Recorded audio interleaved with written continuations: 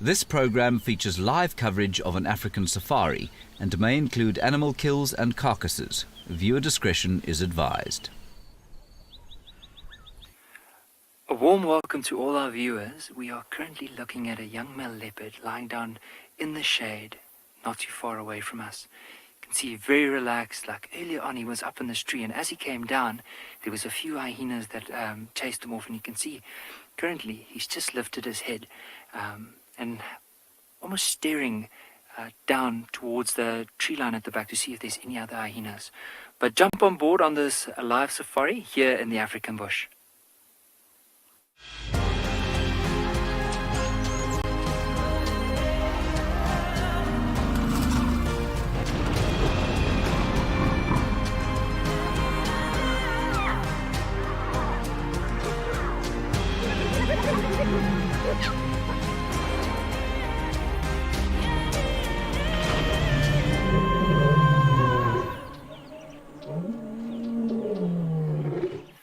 It's just such a beautiful afternoon, and you'll notice that if you look at the different colors, I mean, the shade where that leopard is lying down is quite deep colors, so it tells us that it's still a nice warm part of the day. The sun is quite high, and because of that, this leopard is just resting up a little bit until it starts cooling down, and from there on, he most likely is going to start moving. Now, we are, as we mentioned earlier, we're here at andBeyond in Ngala, so I'm Nikki, going to be your ranger for this afternoon, and with me on the camera is Owen. Now, this leopard that we are currently, as we mentioned, looking at, or that we're looking at, so there's a big tree just on the back from where he's lying down. So he had a kill up in that tree for the last few days. So see in the background, there's a big tree with a massive canopy. The one in front is a marula tree, and the one just at the back is a Natal mahogany, and that's where he had a kill over the last few days.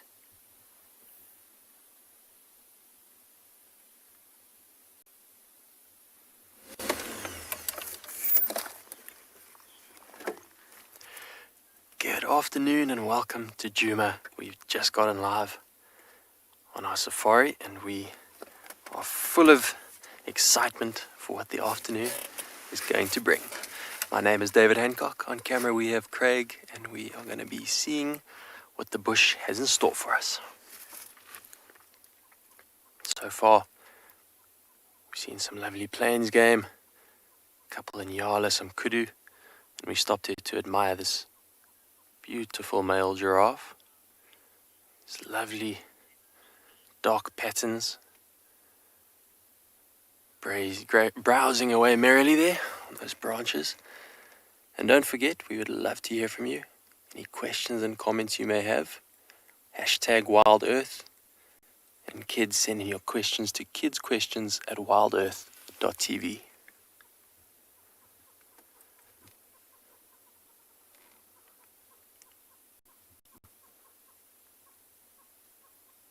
Giraffe has got such beautiful coloration. I love the dark skin.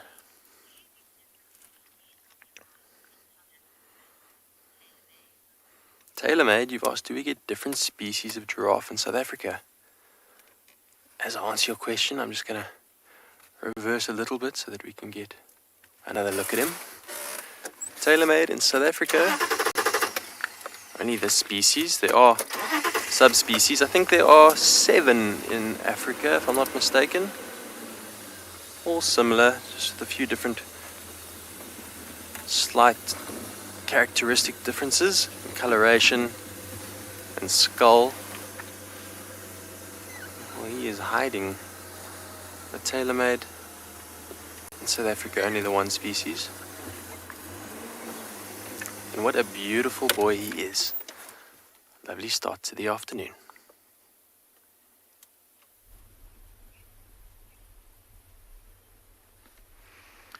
Welcome to andBeyond Phinda Private Game Reserve. My name is Djuma, and we are looking at some zebras here on the floodplain in the southern parts of the reserve. And we've actually got some plain zebras with us at the moment. And we actually have quite a few different species of zebras in southern Africa, but these ones are plain zebras. And you can see there's actually 3 of them here in front of us. And I was having a look through the binoculars earlier, and by looking between the back legs there, we can see that there's actually 2 mares and 1 stallion. And it looks like, if we look at the front legs of the one that's standing in the back there, he looks like he's quite sturdy, and I think that might be the stallion in the back there. Quite interesting that he actually has the thicker lines compared to the other 2 as well, and it just shows you the uniqueness of between them all. Because look at the nice shadow lines in between the thicker lines of the one here in front, and then the one there in the back, the stallion, has those thick black ones without almost any shadow lines at all. And you can see they're not really doing anything. I think with this heat that we have at the moment, it's a nice warm day, I think they are just relaxing for now. Daniel, they sure do. They probably have the same build as ponies as well, but these are some ponies with some beautiful stripes. And there's actually if you have a look to the left hand side, further to the left, there's actually 2 that's grooming each other at the moment. Look at that, that's quite interesting behavior. And if I quickly look through by my binoculars right now, it does look like a mare on the left hand side and a stallion on the right. And I wonder if that grooming is building up the relationship between these 2. And interesting that they are standing a little bit further away from these that's here close to us, and it's probably because that stallion has his own little harem. But I think we are going to just stick around here for a little bit, and then I'm gonna see if we can pick up some tracks of some lines this afternoon, and we'll keep on going.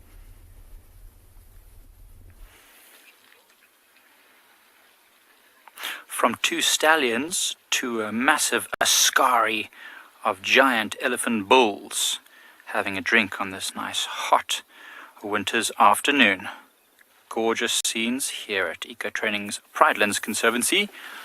I am Mike, and behind the camera is Seb, and as I said, you're joining us here at Eco-Training's Pridelands Conservancy at Ndlovu Dam, which means elephant in Shangaan. And as you can see, it's living up to its name with this incredible view of elephant bulls, including the very big bull that's underneath the tree there that you can see. That elephant is known as Kumo, and Kumo used to have a collar. He lost his collar a while back, but we still can recognize him.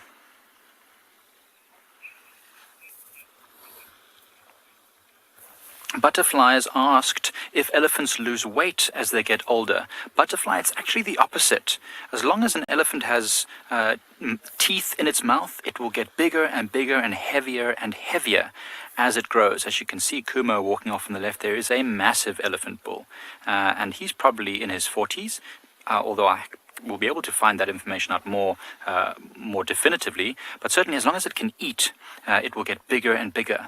Once an elephant's teeth start to get damaged, then they can't feed as much anymore, and they might lose condition, and they might start to get a little bit lighter. Look how Kumo is using his weight to tell the other elephants, okay, listen, you need to move out of my way. I am the biggest around here.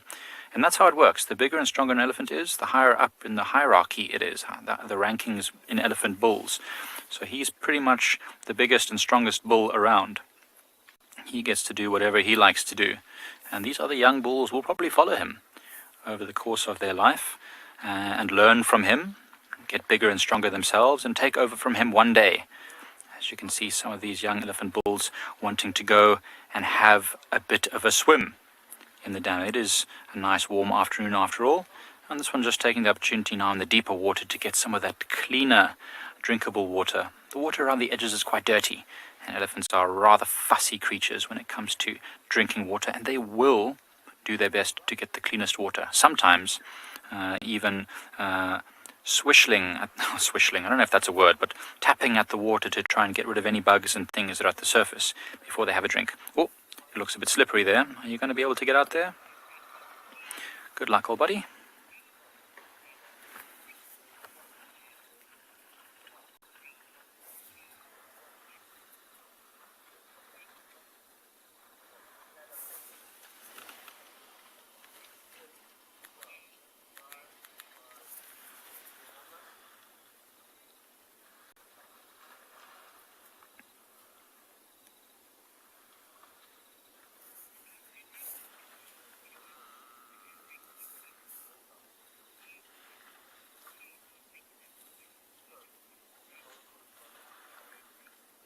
Okay, welcome back to our regular audience. We're in an ad break right now, just taking a break from the SABC, and you're just still watching the elephant bulls here having a bit of a play at the edge of the water. Now they look like they're heading towards the area where they normally have a bit of a dust bath. So hopefully they'll go and do a bit of dusting, which is amazing.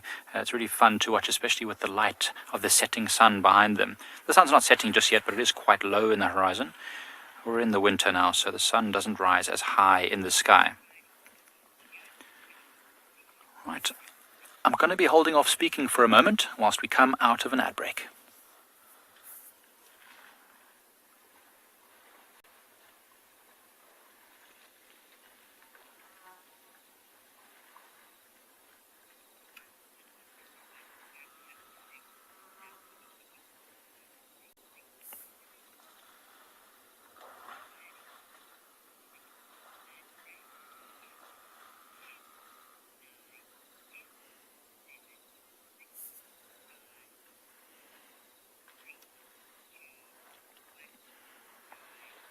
We're still with that askari of elephant bulls. That's a word we use to describe a group of males that all walk together.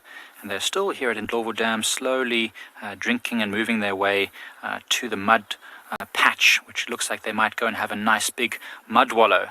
As you can see them splashing their way through the shallows. It's easier for them to walk through the water than through the muddy bank, as you can see. Oh, you see the feet sliding there. They've got a big a pad there, which helps them when they walk on the hard earth to be softer, but it makes it a little slippery when they walk on this mud. You have to engage a bit of low range there to get up that little incline. But they're heading straight towards the mud wallow, which is going to be amazing to watch. It's incredible when they mud wallow. Krishna, you've asked if elephants can stay or go underwater, and they absolutely can. That long nose, that trunk that they have, acts like a snorkel or a straw that they breathe through. So where they can actually go completely underwater and cross this whole dam. When it's very full, the dam is deeper than an elephant, and you just see the tops of their trunks sticking out as they breathe. And they certainly can do that. It's difficult for the young elephants to go through such a deep water hole. Oh, look at Kumo there, the big elephant bull. He's kicking mud all around. But yes, they can move in the water, and these ones do all the time.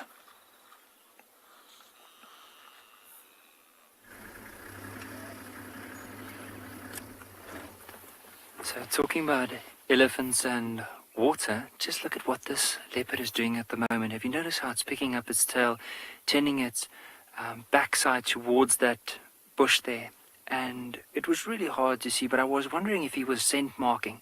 So he's still a very young male, and I mean, for him, doing that is playing with fire, especially with a more dominant male that could potentially be within this area. But just look at the way that he is moving up the road. How beautiful are those colors. Just even look at that white tip at the end of the tail. Whenever he moves and stops, you might just see him moving it from left to right. But almost like those elephants that do enjoy the water. Now, this leopard, what we're thinking, might be on his way to go and have a drink. So I'm just going to slowly move forward. Harry, a leopard is pretty strong. To give you an idea, this leopard, just in terms of overall strength, would probably be able to lift something his weight into the tree. So if you look at him, what would you estimate his weight? I think maybe it'd probably be safe to say he's around 45, maybe 50 kilograms. Could be a little bit more, could be a little bit less. But he'll be able to pull up something his weight into a tree. So that's pretty strong for a cat. And pound for pound, I mean, in this area, leopards are extremely strong.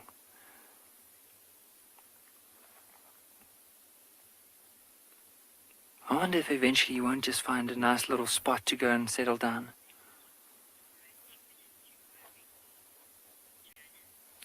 Janet, I'm sure a leopard, especially if it's moving in a pretty warm part of the day and it has to constantly chase something in the heat of the day, they could overheat.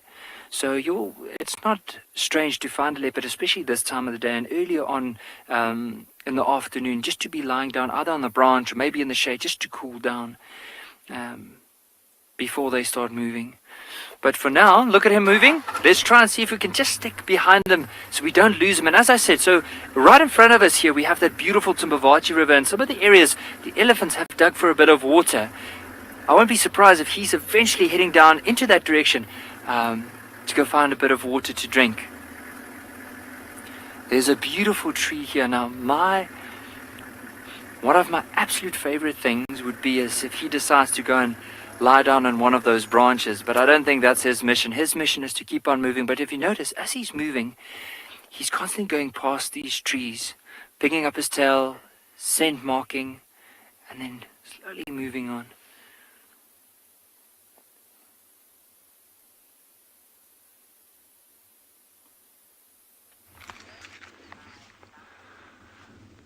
Good afternoon from a beautiful day at Tswalu Kalahari. It is so good to be out here, and it is so good to be that you can join us on this. And my name's Dylan.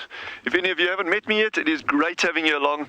And yeah, I have no particular plan for this afternoon as usual, but I just really wanted to show you this gorgeous little clump of trees that I'm in. It's not a particularly big cluster, and it's not a particularly tall group of trees, but what is really interesting is the fact that they are clustered together like this.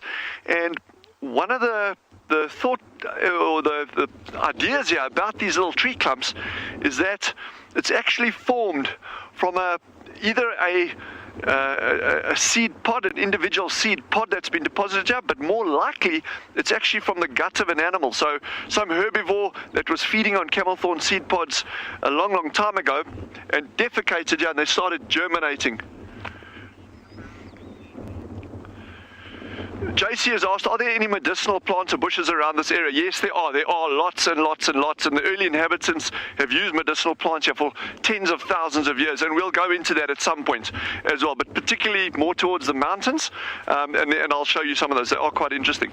But like I say, these little tree clumps are incredibly important, and as not just for the clump itself, but what you find is that they actually form a nursery for a whole lot of other species underneath it. So you get all these other little things growing over here. Okay, they get shelter from these big things. There's a lot of protection from herbivores, but more importantly is you find that the herbivory and the pressure, whether it's like animals feeding on it, frost, fire, things like that, are more likely to have, or they will have a higher impact on these trees on the fringes of these clumps. What that means is it actually gives the trees in the middle time to start getting up and get going. So what you tend to find is when these trees are younger, these clumps are denser, and as there's more and more environmental pressures on the outside, so the ones on the outside start getting whittled away, but the whole time those ones in the middle are just going up and up, kind of like the beanstalk in a Roald Dahl story. So yeah, so that's quite interesting. So there's a whole lot of ecological facets surrounding these tree clumps that are quite important.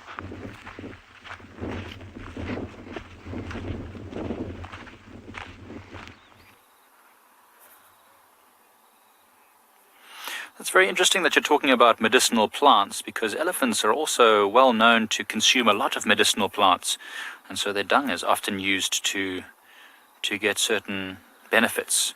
I know certainly by burning it you can keep a lot of bugs away from your home or your camp. In fact, if you just get a little smouldering elephant dung, the smoke tends to keep stuff away. But look at these two elephants having a little bit of socializing, pushing each other a little bit, just often putting their trunks in the mouth of the other one. And that's a way they can maybe get a little bit of information. They, like other mammals, have special pits in the top of their mouth that are called the organ of Jacobson, and they can get lots of information from that.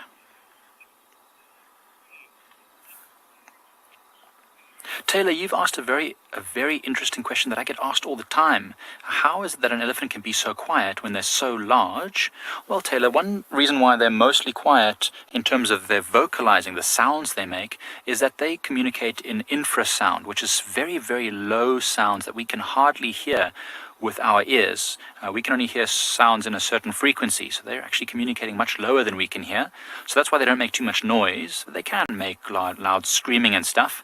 And the reason why they walk so quietly is because they've got soft, fleshy, padded feet that spread out and cover the cracks in the ground and smother the leaves and twigs. So even when they walk, as you can see this when they look how his feet spread out as they step down, It's hard on the bottom, it's tough, but there's a fatty, fleshy pad that makes them very quiet when they walk. It's actually incredible. Sometimes you're walking through the bush and an elephant that weighs 6 tons, 6,000 kilograms, you walk right upon it and you didn't even hear it moving about in the trees or along the game paths because they're so quiet. I once had a whole herd moving through a tree, a little small forest, and I lost them because I didn't know where they were. I was trying to follow them on foot and I couldn't find them because they moved so quickly and so quietly. But they're amazing animals. Sassy Kathy, you've asked how thick an elephant hide is. Quite thick, not as thick as a rhino's skin, which can be up to, I think, 5 inches? I'll have to double check it. I'm going to have to look up that information. But I think an elephant's skin at its thickest can be a couple of centimeters in its thickness, which is thick enough that even when an elephant dies, most animals can't actually consume them until hyenas come along and rip the hide open. Hyenas are the only animals that can actually get through that. So it's very thick, but I'll find out, if we're still with these elephants just now, I'll find out the exact amount of thickness.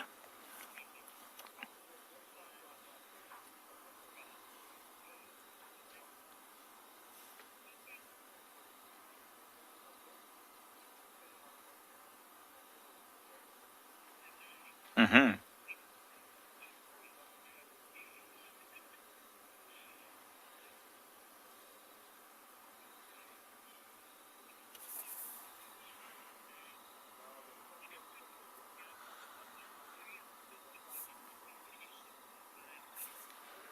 Okay.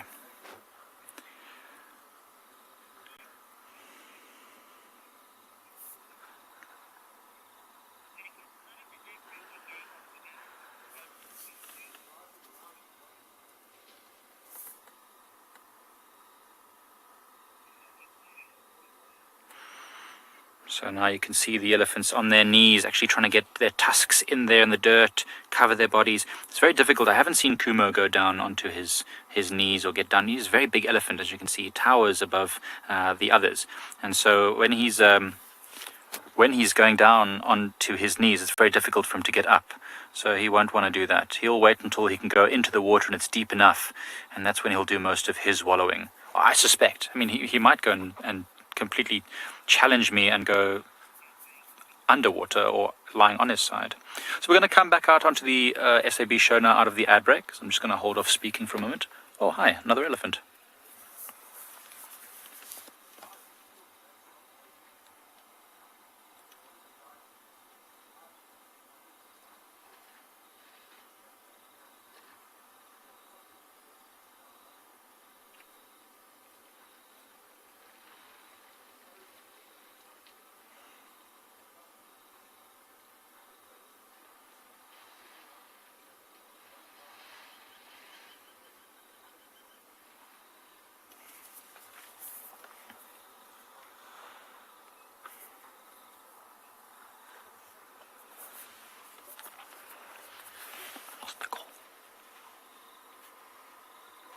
Alright, so we're still with these elephants, and I remember Sassy Kathy asked me how thick is an elephant's skin. So I quickly made sure I was correct. So I knew a rhino's skin was about 5 inches, and an elephant's skin is about half that. So anywhere between 2 and 4 centimeters thick. So that's not particularly thick when you consider how massive an elephant is.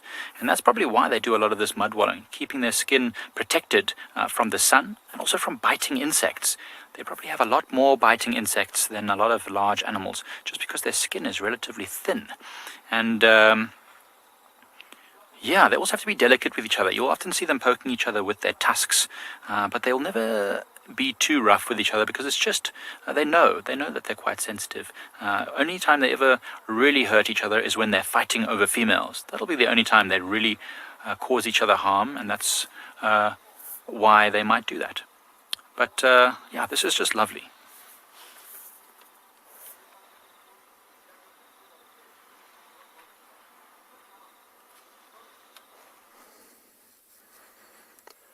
We've just stopped here to have a quick look at some rhino tracks, and right next to these tracks is the midden of a white rhino. One of the most interesting rhino features you find out here in the bush. It's basically a big bunch of poo, but what's interesting about it is that this is basically rhino Facebook out here. So a dominant bull will come here, he'll defecate, he'll push up this mound with his back feet, do his thing, get the scent of his dung on him, and then he'll walk off. As he urinates, he stands in his own dung, he'll drag his feet like this and carry on walking. Any other rhino in this area will come and smell this and immediately smell, oh, there's a territorial bull here. Females, subordinate bulls, other dominant bulls, and that'll tell them exactly what's going on here. Females can also use these middens as their own personal toilet, but they'll do it normally a little bit on the side, and that tells the male, the dominant male in the area, if there is a female on heat. So basically, like I was saying, rhino communication, rhino Tinder if you like. Jackie, you've asked what a rhino's feet are like. Are they similar to elephant? Well, they are similar in appearance, I guess, from the outside. They're nice and grey and they've got their flat, cracked skulls, but an elephant foot, it's not skulls, sorry, soles. Elephant foot is a lot rounder, so if I had to draw it on the sand for you, an elephant footprint is more like an oblong circle going this way, directional arrow, whereas a rhino has a much different three-toed track. So the rhino toes are very significant, very noticeable in its track. This is the back of the foot, left toe, right toe in front. Elephant, a lot more round, but they do have those almost like fingerprints on the bottom of their feet that define them, the cracked soles of the foot. So similar, but also got their differences. But this stuff, if you were a person living out here and living off the land in the bush like they used to do in the old days, would be a brilliant compost. It's basically just digested grass. It smells exactly like grass, like I suppose what your compost heap at home would smell like if you have one. Remember, a white rhino only eats grass, and that's all that's in here. Of course, if you're stuck out here camping and you need to start a little fire to keep warm, get some dry stuff like this, and there you go, it's a good kindling. Very cool. One of the very interesting parts of the bush, these rhino middens. A good starting point if you want to track a rhino. Come to a midden, see how fresh it is. You'll immediately see if there's been any activity in the area.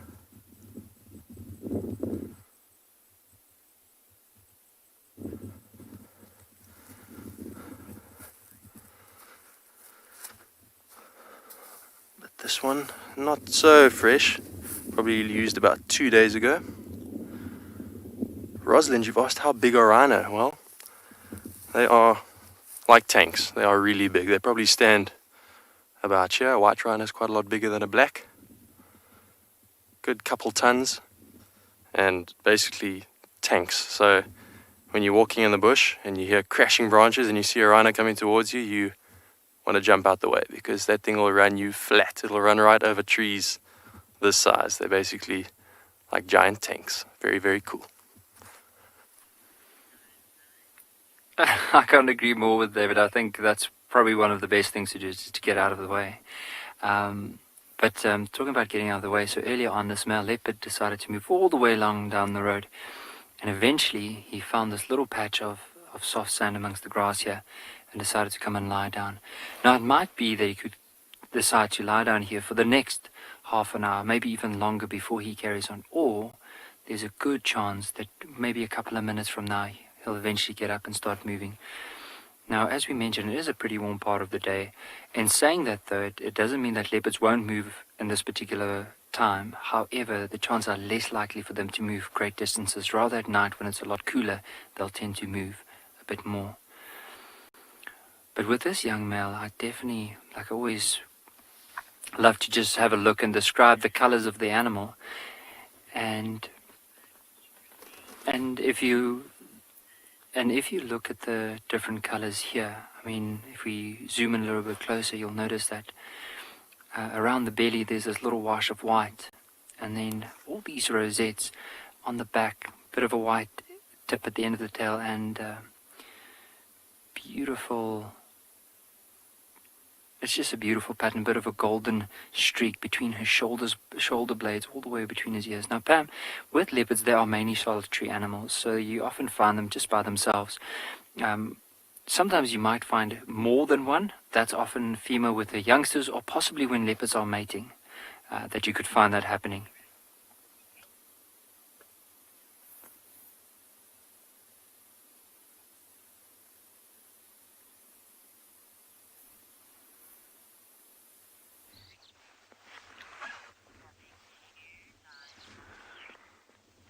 Black-backed jackal, the farmer's favorite in South Africa, certainly. This is kind of the ecological equivalent of a coyote in the States, or a dingo maybe in Australia, or a dhole in India.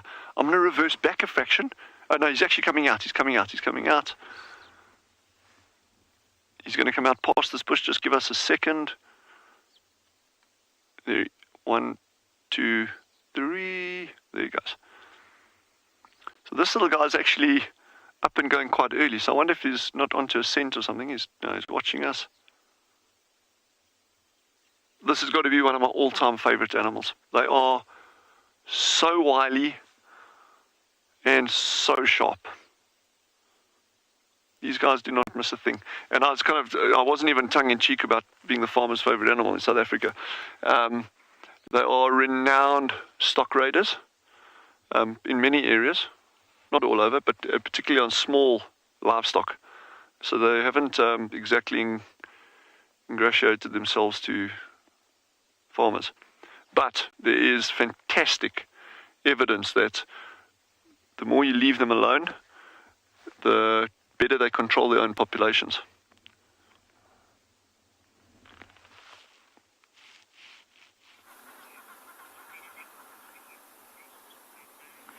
Look at this. We had a question about whether an elephant can go completely under the water, and yes.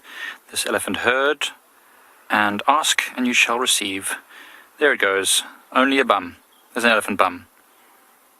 This is the porpoises of Pride Lands. Look at this thing.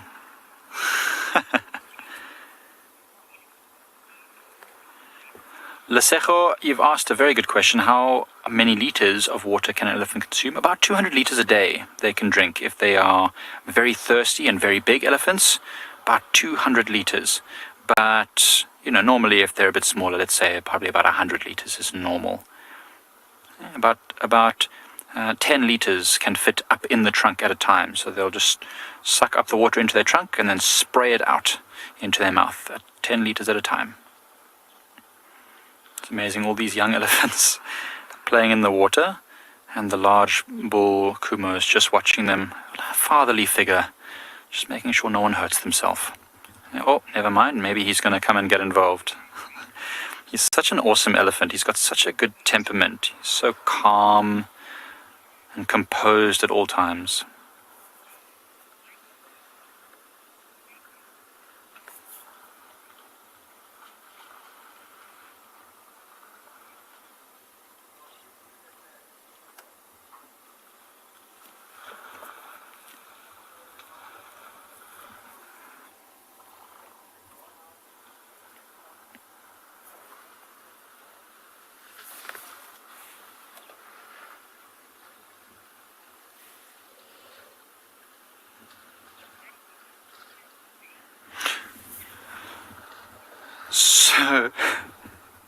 So it's awesome to see this elephant just swimming like this. I mean, we were talking the other day about elephants being playful, animals being playful, and there's no reason other than pure enjoyment for this elephant to be rolling around in the water and turning itself on its back and doing little porpoise dives. It's kind of crazy behavior. It must be just fun, right? I mean, you walk around all day, your heavy body, your heels are getting sore, and now you're just letting your hair down, or your ears down, or your trunk down, I suppose, if you're an elephant. Look at it, splashing the water. There's no reason for it to do that. That's just purely having a great time. So this elephant is probably... and he's gone. What is he doing? He's literally living its best life ever.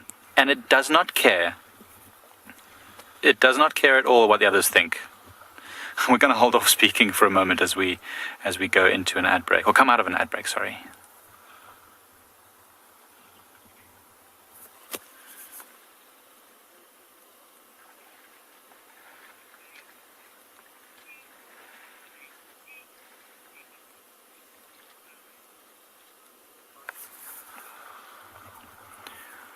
Still swimming, still having the best time of its life, just literally living it up in the waterhole. All the other elephants are slowly moving off, but this one says, nope, I'm not done yet. I'm having a tantrum, or I'm having the best time. I can't leave just yet. It's just literally, so it's probably sitting right now on its knee. Oh no, never mind, it's not sitting anymore. Now it's diving. There's an elephant bum again. Look at this. Consciousness, this elephant is almost certainly sitting down on its back legs when it's got its head up like that. Well, right now, I don't even know what it's doing. It's waving at us with its ear. It thinks it's a seal, I think. This elephant is right now doing a headstand, but they can sit down on their back legs, but only in water. It's not comfortable for them to sit down at all. Even lying down, it's not that comfortable for a big elephant if they're not on a very, very soft ground. Oh, the elephants are now doing a dust bathe, which is super cool. You see, the elephants have had a swim, they've got mud on themselves, and now they're literally throwing dust all over their bodies to try and soak up some of that water and to sort of coat their body in a layer of dusty mud that they'll then go and rub on a tree or a branch or a big log or a rock in order to loosen some of the parasites from their skin. Isn't this amazing? We're seeing literally a whole elephant pampering session happening right in front of us.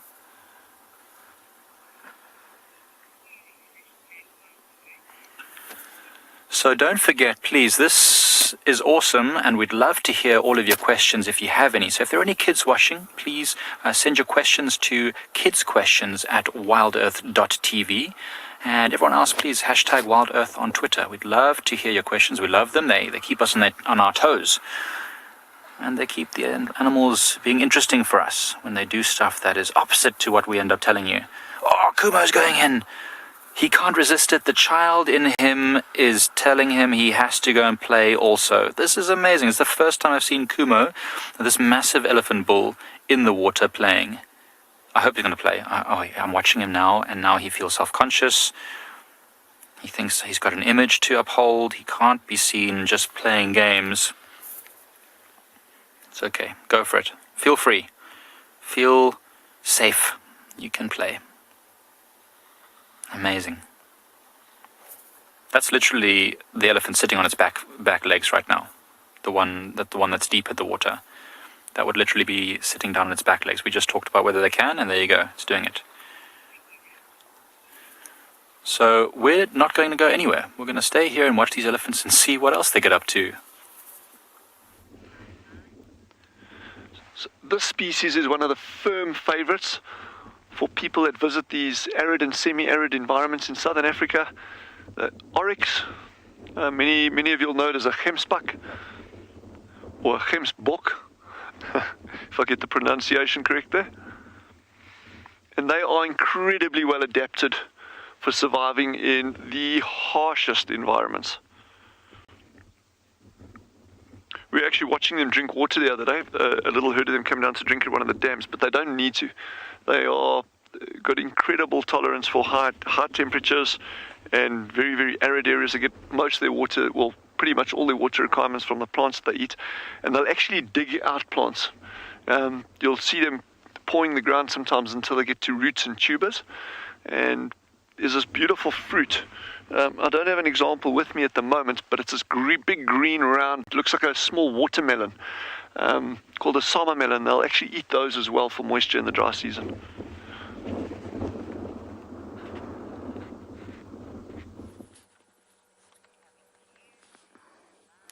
Good afternoon, everyone. We are just doing a quick stop at the hyena den because the cubs are out, but sadly there's no adults, which means we can't stay here any longer, I'm afraid. My name is Lauren. I do have Theo on camera. It's a really, really hot afternoon. We'll give you last second look at this very, very cute hyena cub of the Djuma clan. and then it's time for us to go, I'm afraid. We've just arrived hoping that an adult would be present.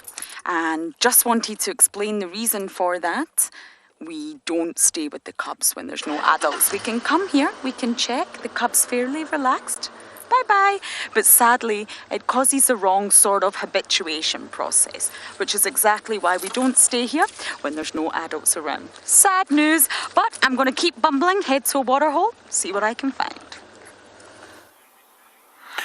So now you get a chance to see just how deep that water is. So these elephants are now standing, and Kumo is an exceptionally tall elephant, and he's, almost up to his tusks in the water. And if I was to stand up next to him, that's probably about as tall as me. So that's almost 2 meters tall. Amazing. See, he's just got the tip of his trunk up. That's how he breathes, okay? So he's breathing through his trunk, down into his nasal cavity, and then into his lungs. Now he's got his trunk under, he can't breathe. Okay, so when he lifts his trunk up, that's when he's breathing. So he's using it like a straw, like a snorkel. So this is amazing. We talked all about this before, and now we're actually seeing it. I love it when animals cooperate and they do the things that they are supposed to do. It's awesome. You can see they're just having a play, rubbing against each other. Elephant trunks are so amazing. I totally agree with you. Elephant trunks are brilliant things. They can do so many functions. Debbie, yes, I agree. Totally cool. I can't stop looking at them. I don't even know what to say. It's just cool watching them do these things. So now Kumo's having a bit of a drink in the water there. These two. So Kumo's much bigger than that one. And we talked about it, I think it was earlier today or maybe yesterday. I can't remember. We've so many elephants around here. But we talked about mounting behaviors and how young elephant bulls sometimes mount each other as a sort of dominance display. But Kumo is very big. He probably weighs close to 5 tons, maybe even more. And so if he was to mount a female and he was inexperienced, it would hurt her if he was trying to mate with her. So often you'll see young bulls climbing on each other's backs, and they're not trying to mate with each other. They're purely practicing, using the water as a way of making their bodies lighter so that they can actually mount and practice that movement. Mating doesn't usually take place in water, though. Most of the time it happens on land.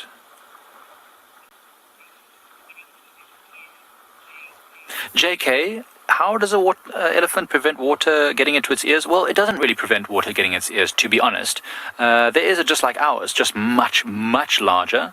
So the ear holes are actually on the front of those big flapping ears, not behind them, like some people seem to think. So the holes in the elephant's ears are in front, and they can't close them. They're not like aquatic animals like hippos and other ones which can actually flap their ears down and relatively close them. Elephants, they stay open. So I've no doubt that it can happen that maybe dirt gets in the elephant's ear and it's very uncomfortable.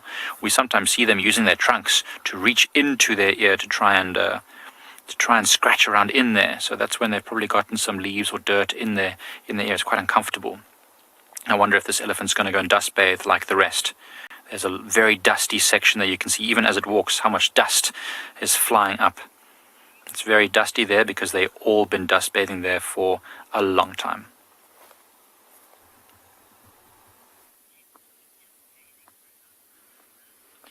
So going from a young male leopard to which looked like a youngish male giraffe. Now, how we know that, and I'd love to ask the viewers as well if you can see why is it a male giraffe, just by looking at the head. Now, some of the features and some of the tips we can use is, like, if you look at the very top of the horns, have you noticed that there's a little bit of a sheen, it looks like the horns are shining at the very top. Now, often the males, when they start growing and becoming more dominant, they'll have this behavior called necking, where they cross their necks and they hit each other with their heads. So the very tip of their horns start to go a bit bald.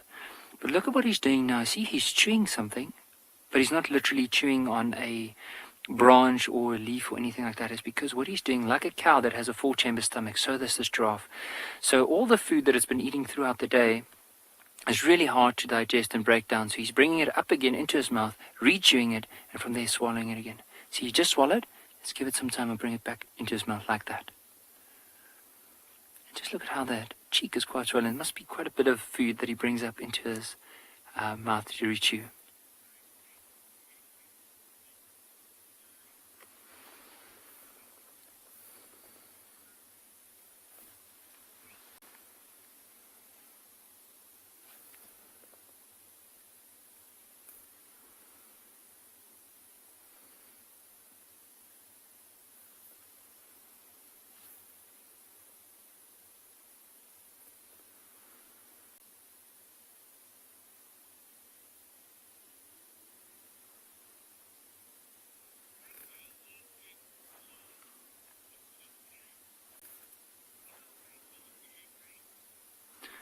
So there's another giraffe just off to the right. So the one we saw earlier was a lot lighter in color, but this one here, you'll notice it's slightly darker. Now I know it's the angle of the sun as well, but you'll notice between its ears, especially around the horns, like along the neck, a lot darker in color. And even, have you noticed this one's also not feeding, but also just regurgitating everything into its mouth, chewing it again and swallowing it.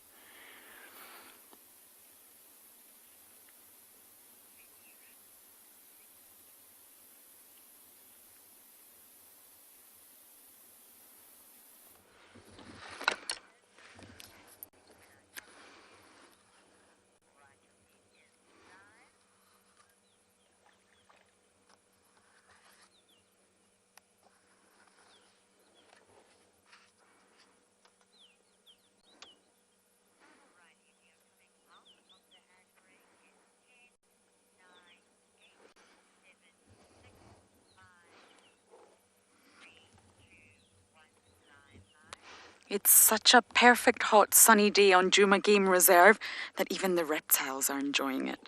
We have a water monitor lizard here, sunbathing. I promise you it's real. We have water monitor lizards here and rock monitor lizards. And I'm sure I don't need to tell you all, but the water monitor lizards spend their time around water, believe it or not. And that's why we commonly see them around the water bodies. But both the rock and the water are ferocious predators with voracious appetites. They really, really eat. Oh, you see that? Put his tongue out. And just like a snake, the forked tongue comes out to taste the air, tasting the chemicals in the air. And when they bring their tongue back in, there's a special organ on the roof of the mouth that processes that, analyzes that, and sends the message to the brain. What is it that you're tasting? Pheromones, hormones, any sort of chemical cue that's in the air that humans are completely oblivious to, that's actually what it's doing. They mainly use looking at us. They mainly use their tongue to smell out prey.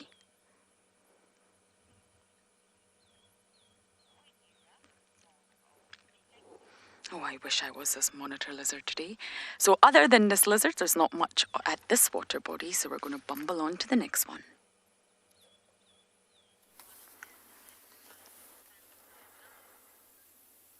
Well, we've just stumbled upon this beautiful Waterbuck bull. Talking about pheromones and hormones, Waterbuck are one of the antelope that emit a very powerful and pungent smell. It's a funky, funny smell. You can actually smell it if the wind is blowing in our direction.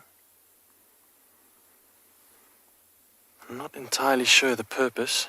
I know that they are quite scent related when it comes to territories, but all the Waterbuck have it, even the females and the bachelors who don't yet have territories, just home ranges. I think it may have something to do with the fact that they like going in water, perhaps a bit of waterproofing on their skin, that goaty, cheesy smell that they give off. Such dashing appearance in their face. And those beautiful ribbed horns. Look at those horns. Large and fierce and sharp. These Waterbuck often have terrifying duels when it comes to territories. A male like this may have another intruding male who wishes to take his territory from him, and then they'll clash horns and stab at each other.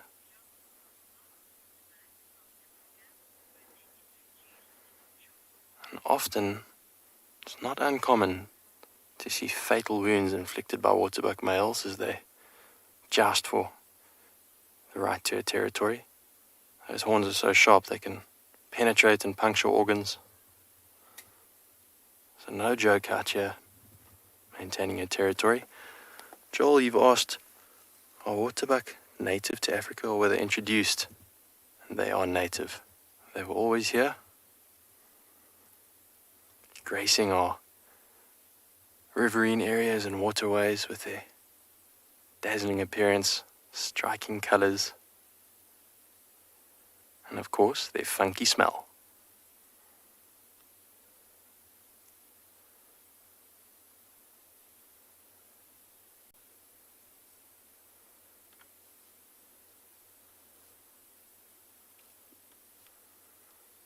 Ooh, now the wind's turning, getting a bit of that whiff I was talking about.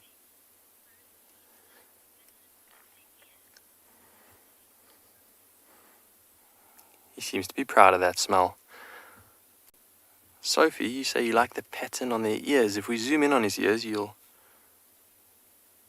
see that they do have an interesting look, similar actually to steenbok. And now the hypothesis or the theory behind this is that it helps with the blending in. Waterbuck, I don't think so much. Steenbok, as they lie quietly in the bush, they try to blend in and their ears actually look like leaves, funnily enough. I think this waterbuck's ears are just very hairy, perhaps as a protection against dust and insects that might want to be going in there. What a lovely moment spent with this beautiful Waterbuck bull.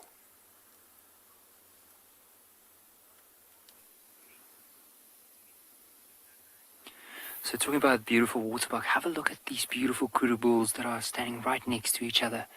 So it's just basically where we had the giraffe earlier, but look at this, it looks like a mirror image of one another.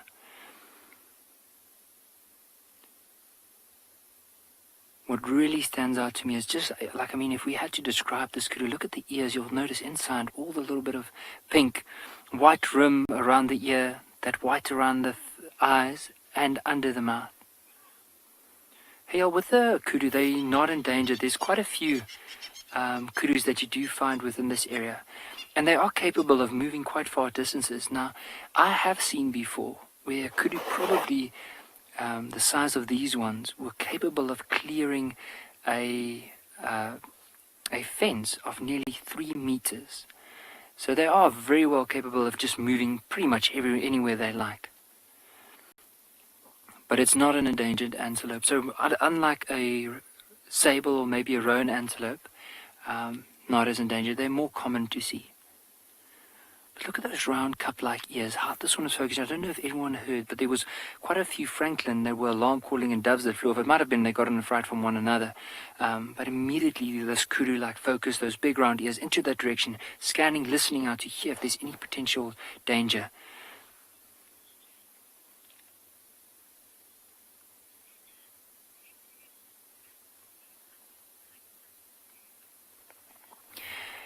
Hannah, they do to some extent. You'll often see with kudus, especially with bulls like this, whenever they're in a really good condition, you'll find that the humps are quite muscular, and then especially the neck as well.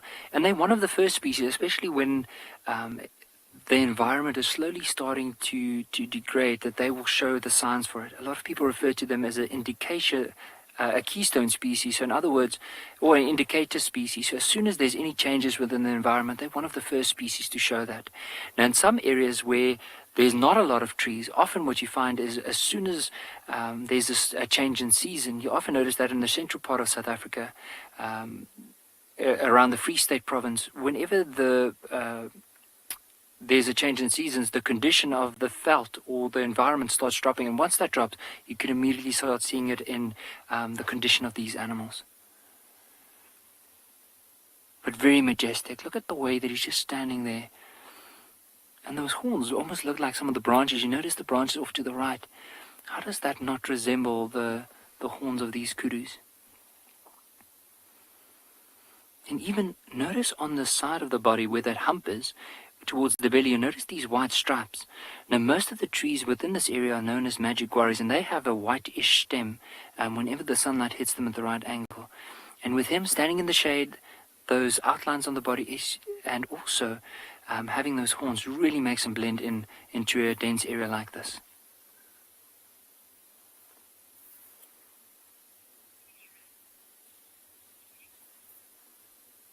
But a very majestic animal.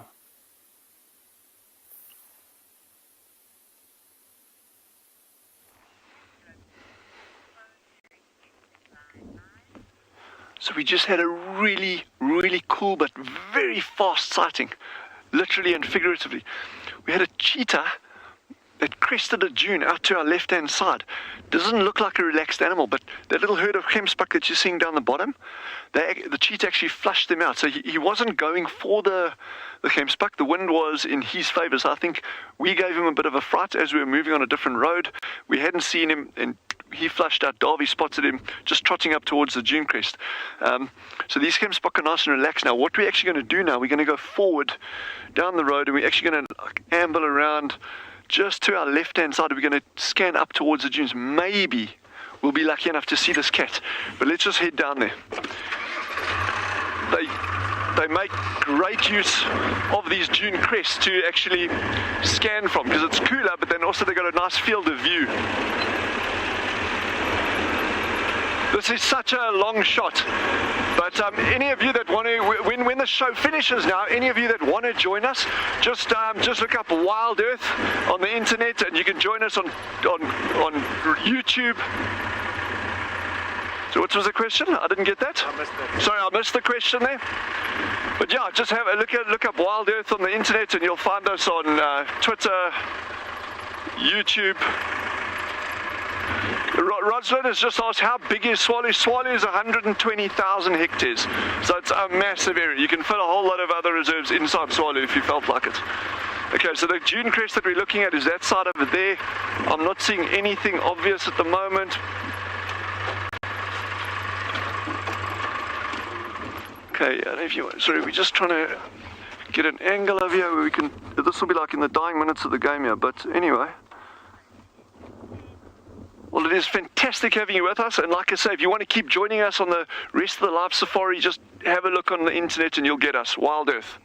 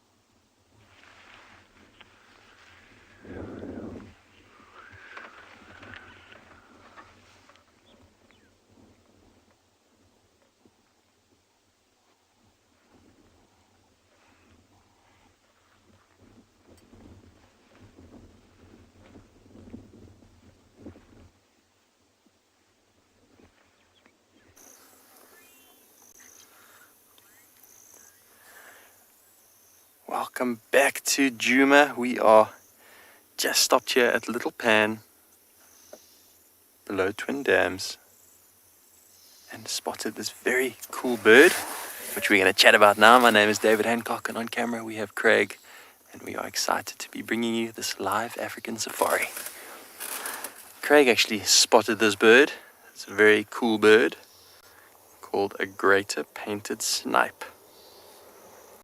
See if we can have a zoom in on it there. It's a little bit in the shadow. Beautiful bird. Very vivid in coloration. Not commonly seen. I've only seen them just less than a handful of times out here.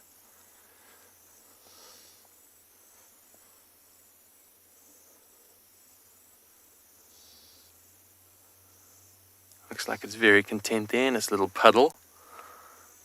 Lots of life in this little pond, little mud wallow. See, the water is full of algae.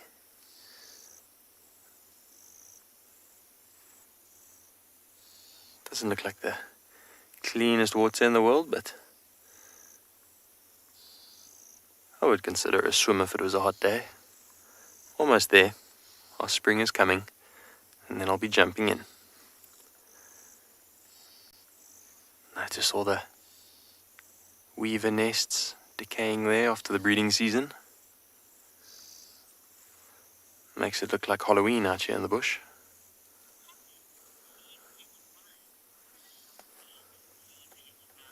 Leave Etch Wild, you commented on that greater painted snipe, saying what a long beak. It is a long beak indeed. I suppose it helps it with grabbing its food, insects and crustaceans, whatever it can find. I know they like worms. Maybe it helps to grab an earthworm out of the dirt, that long beak, which it's now hiding. Now it looks like a greater headless snipe.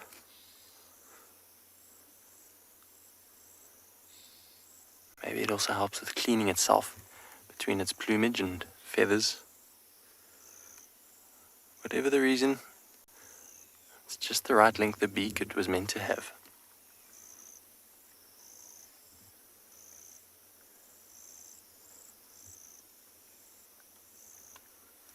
I really like the look of this little mud wallow. It reminds me of Lord of the Rings when Frodo and Sam are crossing the scary lake before Mordor. All the algae in the water and the tree with all those weaver nests hanging down. Something about it looks kind of cool. Linda, you're asking, is it looking for fish? At the moment, I don't think it's doing much of anything. I think it's quite relaxed, the snipe. Maybe it's already had a meal. Maybe it's waiting patiently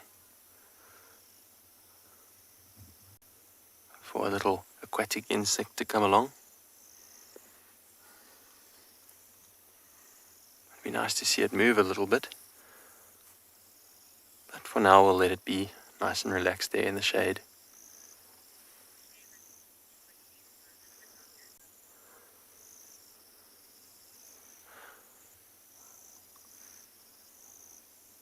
It's amazing, even these little bodies of water, how much life they attract. If you could really break it down and see how much insect life is here and bird life. Even water monitors and all sorts of things that come down here and derive life from the moisture.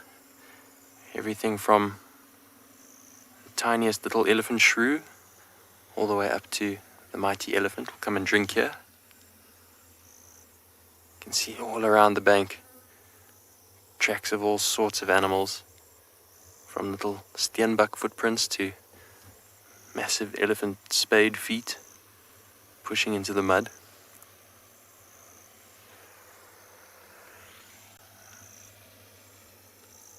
Perhaps Tandy and her cub even drank here recently, and now we've been on the hunt for her. Nothing yet, but hopefully we will find them. I think Lauren was going to be trying to follow up on that this afternoon.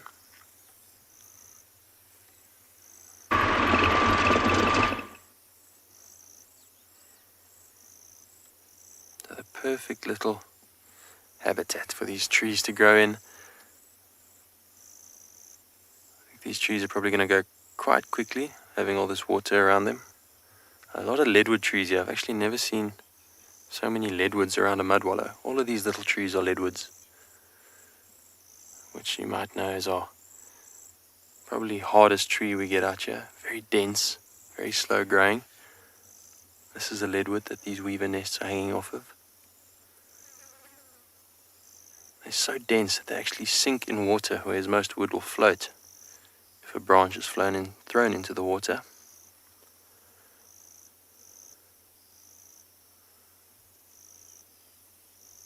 But this is still a baby, and it's probably older than me. They get massive, but they stand for thousands of years, literally. They'll grow for thousands of years and then stand for a few thousand more. They're so hard and termite resistant that nothing can really bring them down.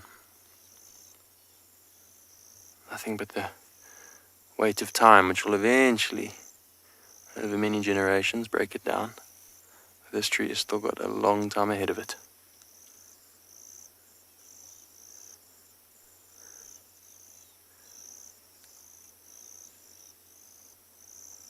It's the amazing thing to me about the bush. You think this tree, unless a herd of elephant come through here and smash it, nothing breaks it, it'll be here much longer than Craig and I.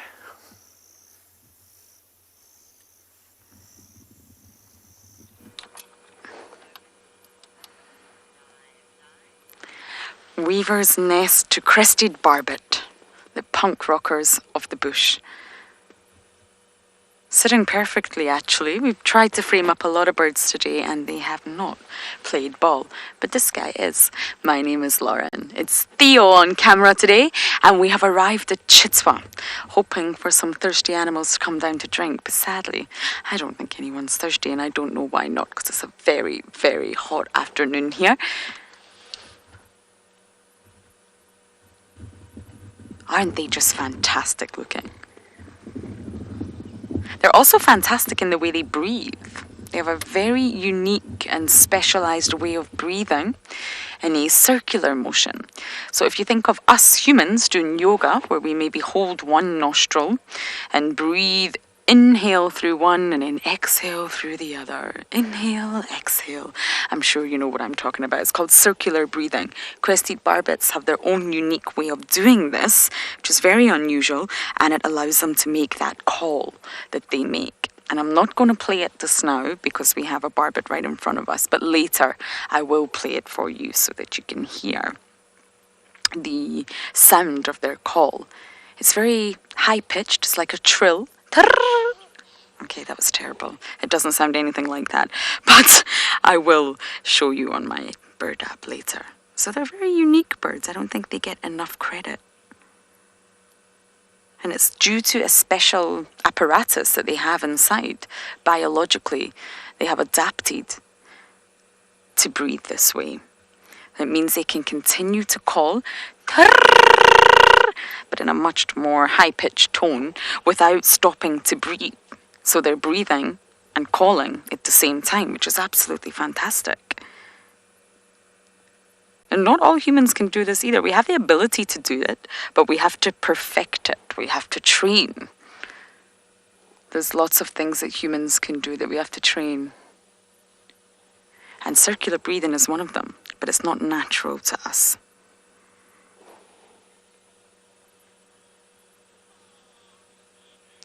There's a bird in the distance there, Theo. Challenge number one.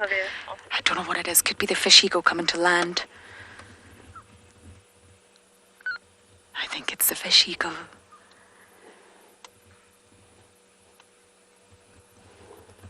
Wow, how majestic. I wonder if it's going to swoop down to hunt.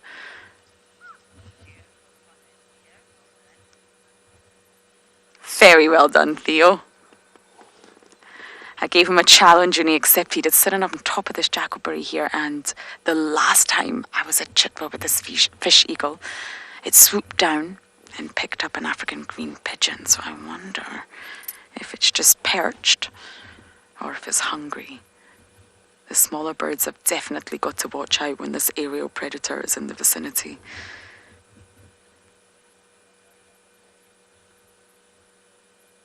It's very rare to come to Cheetah and not see the fish eagle. Oh, we've got a wood hoopoe down here as well, Theo. You see at the base of this tree where the barbet is in. Up this one. The one with the awesome mohawk of feathers. Oh, it's eating. It's caught something.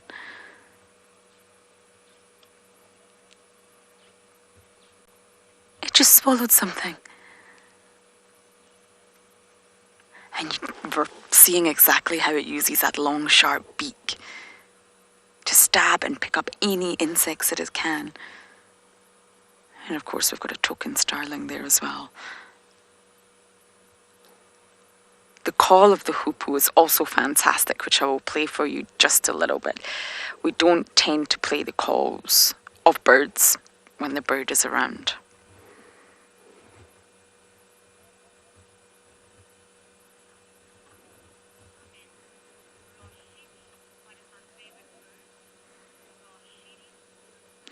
Roshi, you're saying one of your favourite birds. I'm not sure which bird you're talking about. The crested barbet, the hoopoe, or the eagle, but they're all fantastic. They're really, really all great birds. They're definitely in my top 10, that's for sure. Oh, the hoopoes came back out again. I think it's a birch-rose starling next to it, but I can't quite tell. Here we go. Wow, someone's really hungry.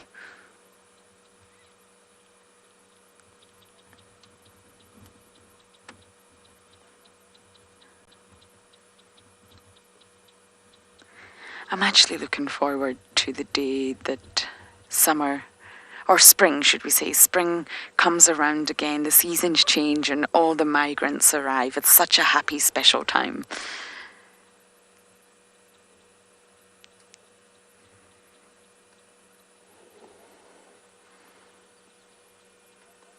I'm trying to just scan to see if we can see any other birds for you.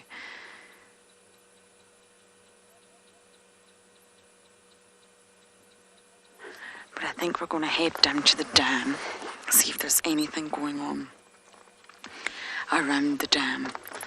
I'm sure there'll be hippos.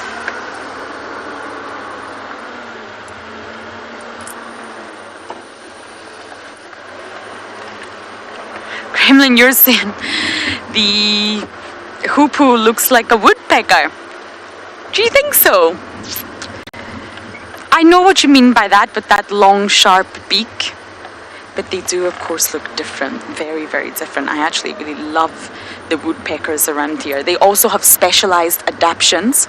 If you have ever seen an image of a woodpecker's tongue, it starts in the mouth, but it actually goes all the way around the head. They have an incredibly long tongue, and it's fascinating. But yes, they do look similar, woodpeckers and hoopoes. Here's the hippos. They have a bird on their head, I imagine. It's an oxpecker, but let's see. Yes, it's a red-billed oxpecker.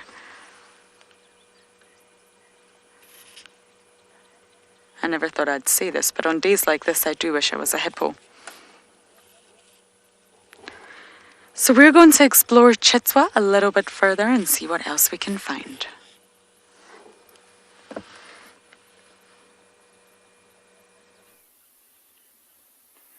How incredible is this? So remember earlier this morning, or for some of our viewers that haven't seen the video or seen the live safari this morning, we were able to find that leopard with a young dwarf mongoose this morning. And this is that same leopard. So it's not the one we saw earlier on the drive, it's another one. So this is the young male of that group called the Tswalu leap. And you can just see where he's positioned himself, like at the base of this drainage line, just behind this bush.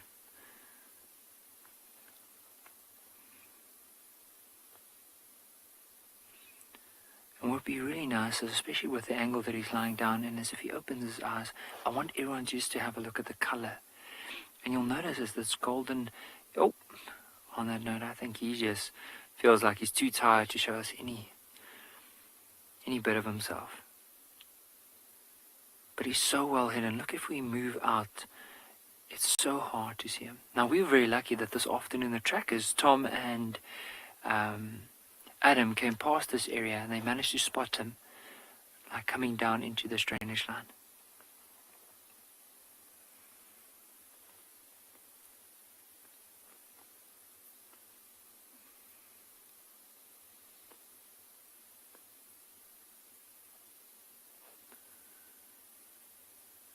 Now, I wonder where the sister and the mother would be, because often he is also now getting to the stage where he's more seen by himself. But occasionally, whenever the mom makes a kill, she'll come and call him and his sister to go and feed. And the older you get, the less likely that's going to happen, until eventually he gets pushed away from her. But it's still another couple of months, maybe possibly another year or so, before she eventually pushes him out, and he needs to then fend for himself.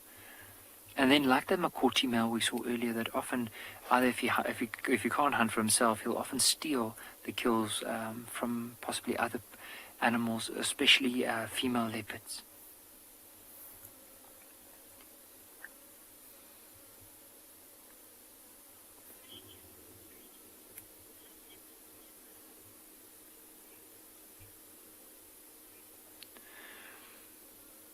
Fred, that's a very good question. I mean, from the experience that or from all the stories that I've heard, and from my personal experience, I've noticed that they have been habituated when it comes to vehicles and people, but not to the extent that you would domesticate a house cat. They won't be as relaxed. Once they get to a certain stage, almost like lions, they'll, to some extent, you'll be able to work with them, but once they go past that, they become really aggressive. They have unpredictable behavior, or less predictable behavior. And I don't know, maybe one of our viewers have been able to have an opportunity to deal with it, or know about anyone. I would love to hear from any of our viewers if they've ever heard about it or even seen it. But from my personal experience, never fully domesticated.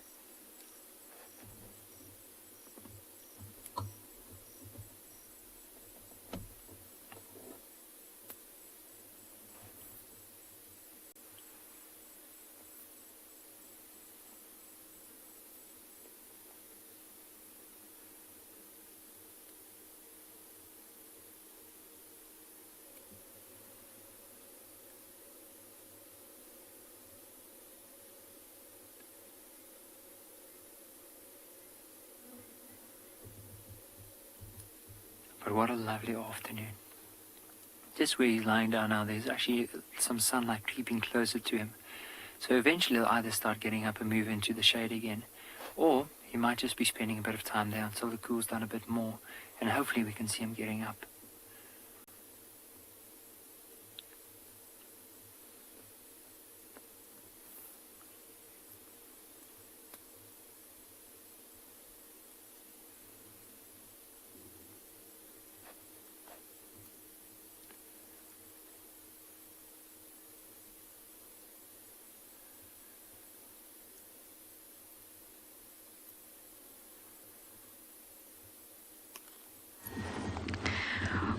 We've sat here.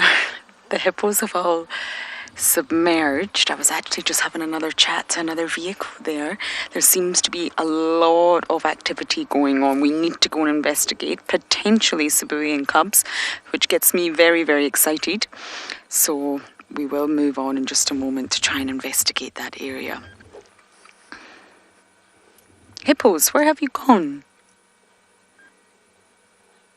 They can submerge for anywhere between 5 to 6 minutes as an adult. They really don't have to come up for air. It's not a requirement. Whereas for humans it would be. They don't breathe underwater, they're just very specialised at holding their breath. Now this is slightly awkward, isn't it? We don't see any hippos. Oh, there you go. Back under. It's also very hot today, so I imagine if you're a hippo, it's ideal to be under the water. Let's reverse, Theo. That'll be easier for you. Humans can train themselves to hold their breaths like that. You really can. There's a very interesting sort of piece of human anatomy. And let me explain it to you. So when we are babies, if you watch the way a newborn breathes, it's completely different to how an adult, like myself, breathes. We actually lose that ability to control your diaphragm. So you have your lungs and then you have your diaphragm. Why can I not see any hippos? Okay, I'm doing a very long reverse here across the damn wall. So yes, if you think of our breathing, it's very, very shallow. In, out, in, out, in, out, in, out, using the chest. We're not actually contracting our diaphragm in any way, shape or form, but we do when we're a newborn baby. Okay, can you work with this, Theo, before I end up falling off the damn wall? Oh! Very dramatic. Hippos love the drama. So yes, if you imagine your lungs, you've got your diaphragm underneath. What you can do if you want to train yourself, especially if you want to be a free diver, is actually pull down your diaphragm, learn the sort of art of doing that before you then fill your lungs with air. And it's a very specialized technique that it took myself a long time to learn, rather than this just shallow, hollow breathing in and out through your tummy that we do as adults. Humans develop this very lazy way of breathing. But if we do want to submerge for 5 to 6 minutes like a hippo, we can train ourselves, and it is possible. You just need to change your breathing technique. and it's fascinating. If you Google search apnea, you will find lots of sort of advice on how to do that. And it's not easy. But it's sort of shallow tummy breathing to diaphragm breathing. And it's very, very different. And you can see it in humans. We change as we develop.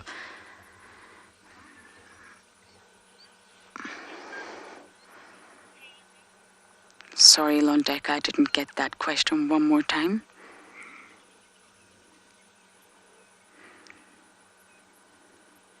There we all are. They made us work hard for that, Theo, didn't they?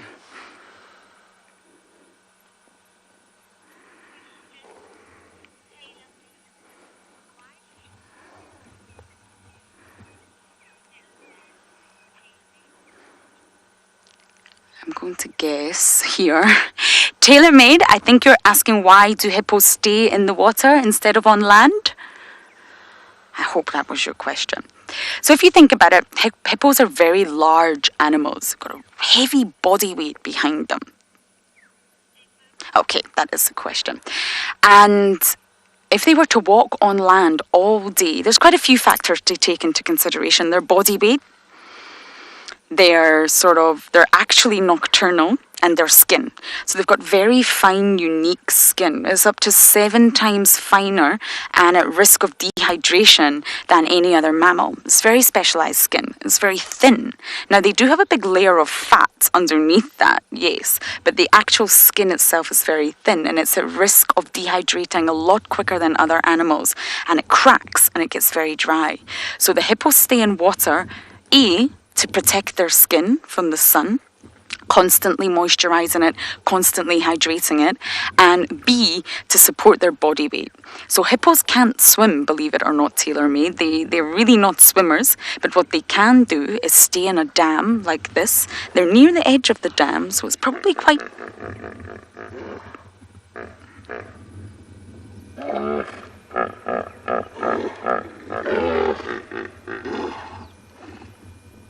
They're agreeing with me. And second, it's energy saving. So they're protecting their skin, but they're also staying in the water and buoying themselves up. So they're probably standing at the bottom. They can also control their buoyancy, which is another thing that you need to take into consideration if you ever wanted to be a free diver. Your buoyancy, they're able to control that, and they just stay buoyed up in the water. They don't need to waste any energy. They don't need to expend any energy. It's a fantastic way to rest and digest, because you've spent the whole night feeding, because they're nocturnal foragers, generally speaking, and they're literally just resting. So they're the only ungulate that's said to be truly amphibious, and what amphibious means is 2 lives. They need the water, land and water, just like amphibians, just like frogs. They're not truly aquatic, but they're also not truly terrestrial. And the full Latin name for a hippo is Hippopotamus amphibius. So that tells you immediately that this particular species really requires the water. But the name hippopotamus actually comes from the Greek language for water horse. Big water horses. But yes, TaylorMade, I hope that answers your question. So they just keep buoyed up and they're saving a lot of energy. So generally speaking, hippos only eat about 1.5% of their body weight, generally speaking. Whereas other mammals need to eat about 5% of their body weight to sustain their nutrient requirements.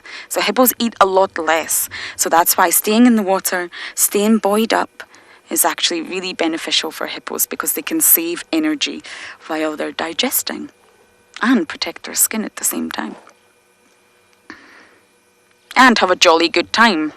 Who doesn't have a good time in the water? I know we see hippos a lot, but they really are fascinating. And you'll notice sometimes on a hippo, they're very red or bright pink in some parts of their body. And this is actually from a really specialized substance. It's very oily, very viscous, that's secreted. And it's red. Comes from various different mucus glands on the skin, and it's called hipposudoric acid. And it's a really specialized substance that I'm sure is only found in hippos, and it acts as a sunscreen. So when the skin starts to dry and crack, these glands, these very, very special mucus glands, will secrete this substance, and it's there to protect the skin. It's actually made up of two, oh my goodness, that gave me a fright. It's actually made up of two pigments. One is red and one is orange. So when it's released from the skin, it's actually clear. But these two pigments polymerize, and the red colour is stronger than the orange, so it looks red in the end. So it protects from the sunscreen. It also moisturizes, hydrates. It's just a fantastic substance for the hippo's skin.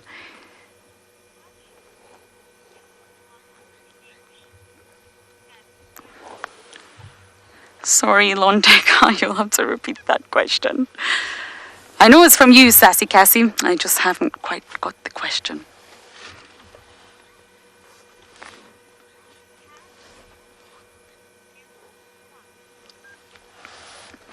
Have hippos ever swum in the ocean? I don't believe so, but they are very closely related to oceanic animals. So their lineage, their lines of evolution are whales and porpoises. So they're land mammals themselves that do need the water to survive, but I don't believe they've ever swam in the ocean. They've maybe swam in saltwater bodies that have an influx from the ocean, so it's maybe sort of high in salt concentration, but I don't believe they swim in the ocean. That's not sort of where they've derived from, but their close relatives have.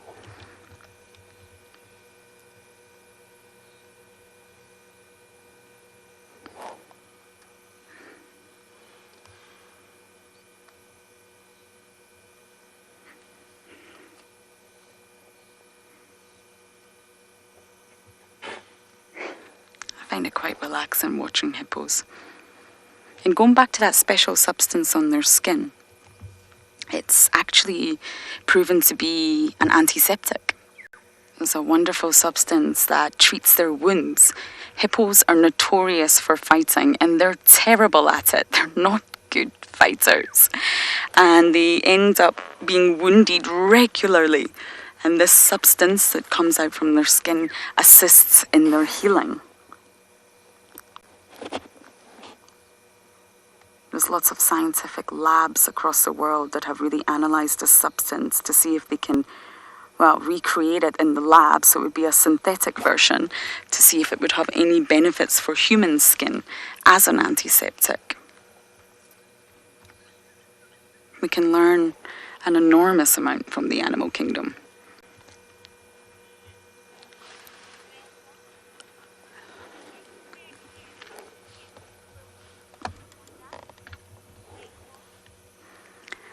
Unfortunately, I didn't get that name, but do their ears get filled with water? Yes, just like ours. Humans can submerge. We can go under, and the water does not trickle into our inner ear. There's a sort of mechanism there to prevent that from happening. So the outer ear will fill with water, but not necessarily the inner ear. And as a calf, the young calves are actually sort of adapted to suckling underwater. They're able to close their nostrils, and they're able to fold down their ears as a youngster to prevent the water flooding in. But just like humans, it will go in the outer ear, but not the inner ear. So I'm now going to investigate what's going on around the corner, and hopefully we might find some spots. WildEarth relies on support from viewers like you to carry on broadcasting our daily live shows. A small donation goes a long way in helping us on our mission to connect the world with nature. Please visit our support page to see how you can help and become part of the WildEarth family. So we're out in this magical landscape, and this afternoon I'm actually taking you to a spot that I've wanted to take you to for a long time. And one day when you're here, you'll see it for yourself. But for now, you're just going to have to bite the bullet and wait until a little bit later, and you're going to see. But while I'm out here, I just wanted to show you something really interesting here. And it's a bit difficult because there are no animals around me at the moment, but just bear with me.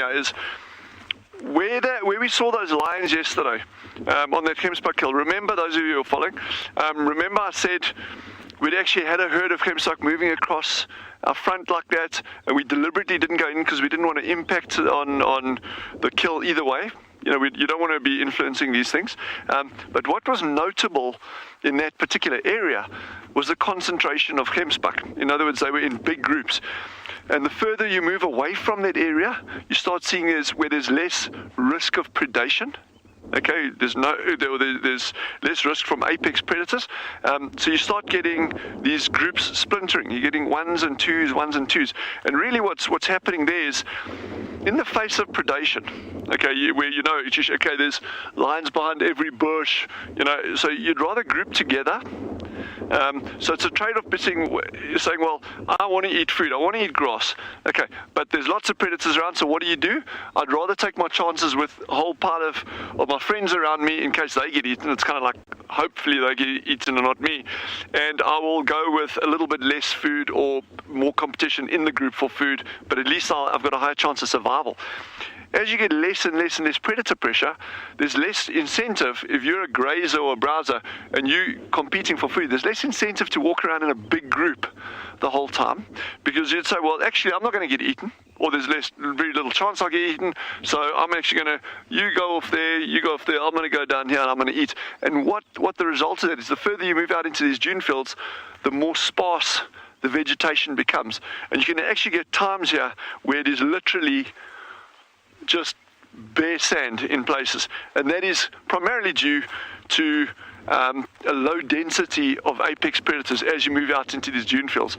And it is very, very, very telling on the environment. We've got very good data now from our pangolin and aardvark researchers, where you're seeing out in these areas away from the hills, as you go into these dry times, you see on the insect pitfall traps where they just catch a whole lot of insects and they just count them and then they release them happily to live happily ever after. But you see this slow and steady decline in insect numbers on these pitfall traps, and that has a direct impact on the survival of pangolin and aardvark.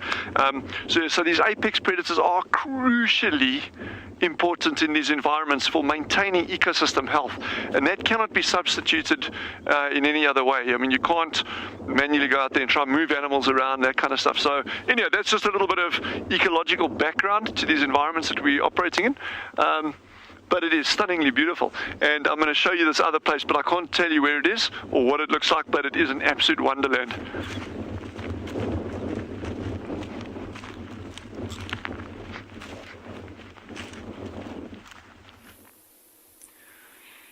The smell hasn't moved too much. He's only repositioned his head a little bit slightly more off towards the riverbed, but how beautiful is that though? Look at those beautiful long whiskers.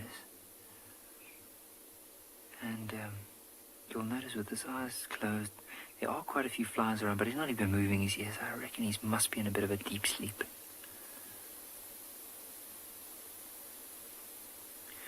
But the other thing we wanted to point out, now one of the ways to find leopards, of course, we said like possibly spotting them, but the other way is tracking. Now if you look at that track in the middle of the screen, do you notice the little pads right in the front there and in the back? Now if we can move, I just want to show you on this, I have a book right over here that I just wanted to show you the pad. So if we do track leopard, of course it depends on the habitat we're tracking in, which will determine the level of how difficult it is. Also if they were on a mission to get somewhere, and either if there's a carcass or maybe he's on his way to a waterhole, there's a lot of factors, but this is what we're looking out for. Now with the leopard's track, almost similar to in comparison to that of a lion. But what I find is that when a leopard makes a print in the ground, it looks like it's more delicate and more clear in comparison to that of a lion. And if you look here with a leopard, you'll notice there's 3 lobes at the back. 1, 2, 3. And you'll notice the 4 pads in the front. 1, or the digits here. 1, 2, 3, 4. And so that's what we're trying to look out for. Now, sometimes you might find hyenas that are trailing the leopard. Now hyenas, their tracks aren't as clear in comparison to that of a leopard. And also, instead of having 3 lobes like a leopard, they only have 2 lobes. And the side digits here, they look like they are the shape of a kidney. And then on top, you'll find the claws. Where with leopard, unless they're running or unless they're jumping onto a tree, they don't really expose their claws on the soil. Unless, also, maybe if they do step on a very soft patch of mud or maybe even sand, you might see that the claws can come out. But on normal conditions, you don't really see those claws. So if we can, let's just have another glimpse at him again.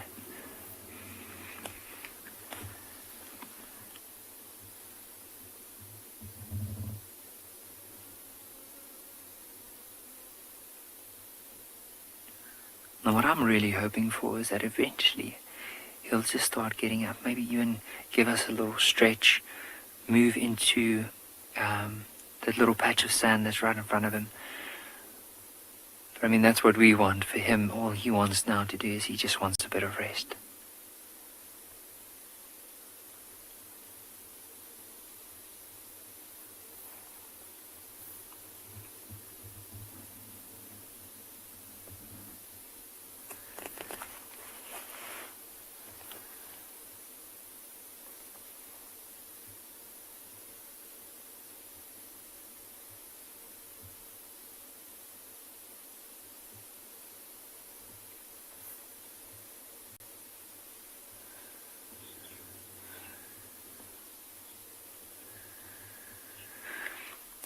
With a leopard, what I do know about them is if they had to run at full speed towards us, now just to give you an idea, if we had to compare it, it will probably be around 80 kilometers an hour. But this is now from a very short burst, trying to determine the maximum speed. So if we had to put that down into something that we can more or less understand, is let's say if this leopard had to run towards us, it will take, if this leopard is at full pace, it will take it less than 2 seconds to cover at least 15 meters. So imagine how quick that is if you say 1, 2. It will be, so the distance that we are from here to this leopard would probably be, if I'm safe to say, around about 8 meters. So let's multiply that by another possibly 3. If that leopard had to come at full pace, it would take that leopard less than 3 seconds, or 2 seconds, to get from 3 times this distance towards us. That's how quickly they run.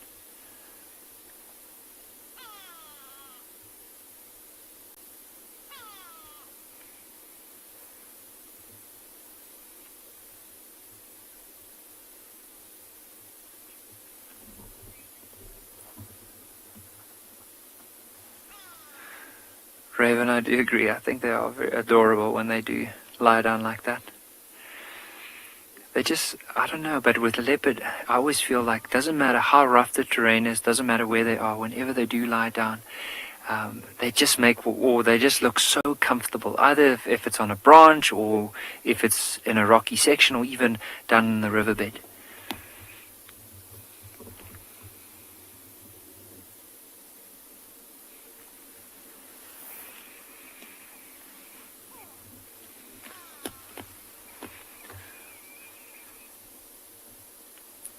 Now this one has a very interesting pattern above his eye. Now if you look at see the 2 splashes of white, so the one underneath his eye and the one above his eye.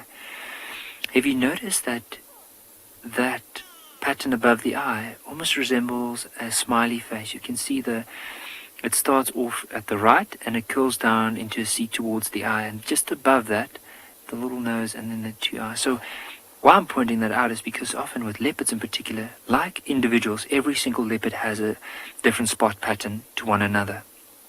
And based on those spot patterns around the face, also you see where the whiskers are, you'll notice there's also quite a few spots, even like right next to the nose, you'll notice there's 2 spots right next to each other, and then under that is where the whiskers start. So those are also things that we can use in order to identify them.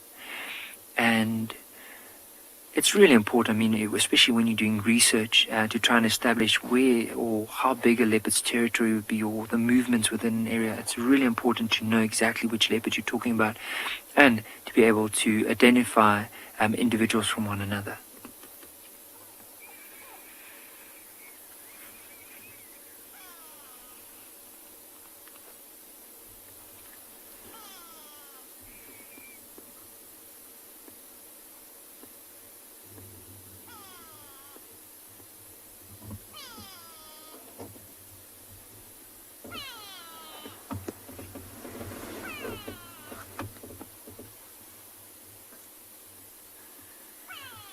You might hear in the background there's a bird calling like way. So it's called the grey go-away bird. The old name was the grey lory.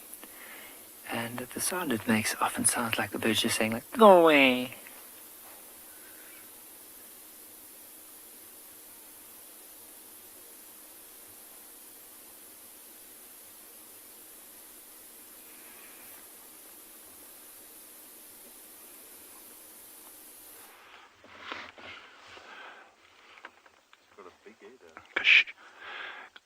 Fantastic sighting we've got here. This may be a first of this species for many of you viewers.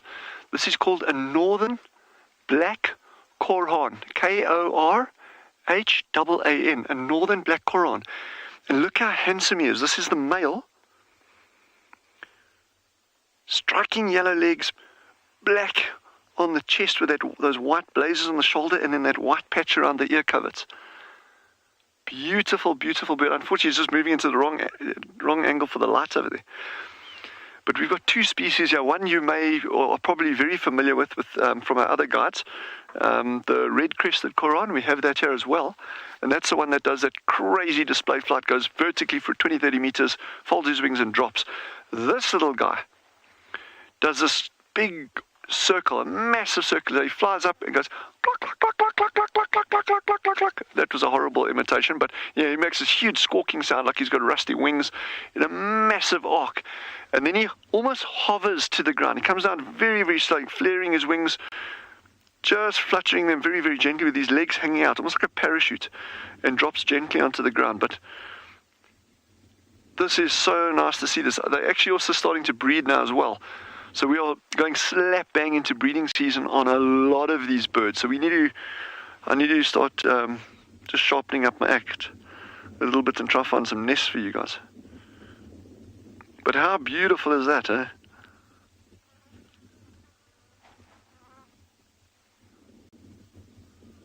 Just behind a bush. I'm going to pull forward a fraction. Maybe we'll get a slightly better sighting just on the other side, yeah?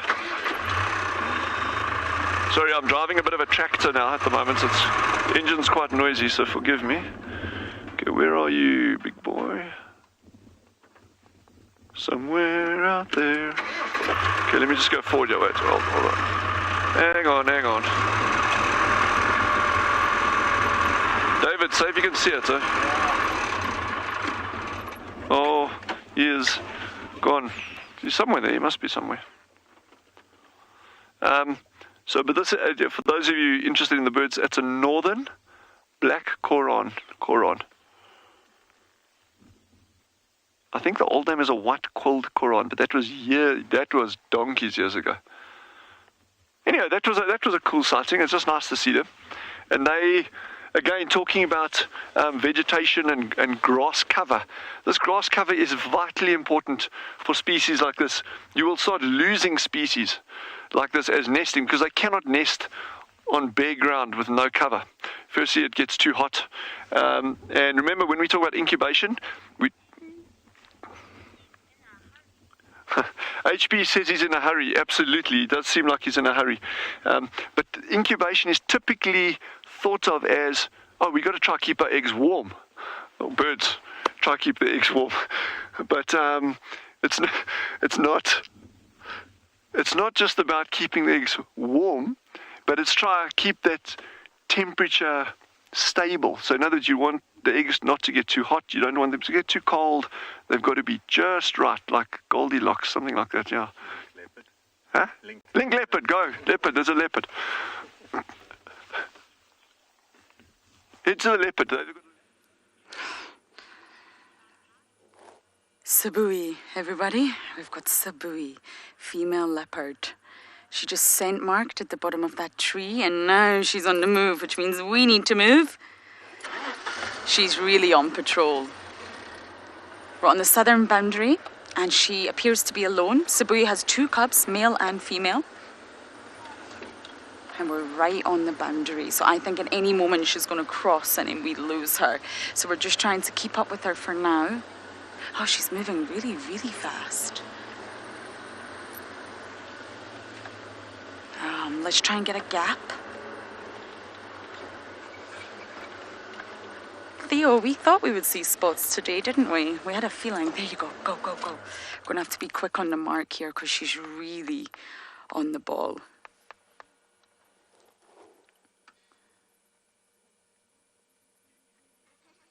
Now it's interesting to see Sabi on Djuma. She hasn't really popped into Djuma in a long time. Remember, she's got neighbours. She's got Tandy to the east, Shadulu to the west. So Djuma's really not for the taking anymore, okay? She's going to appear again. How exciting is this?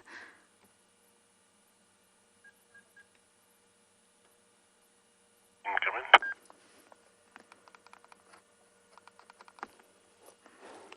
She's walking all the way up Djuma Firebreak. Okay, let's move.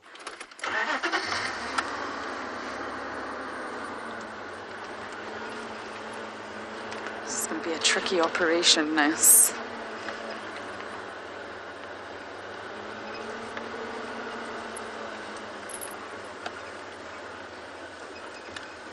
Can you see her, Theo? I have completely lost sight of her. I'm going to pull in here and hopefully she's going to walk in front of the car.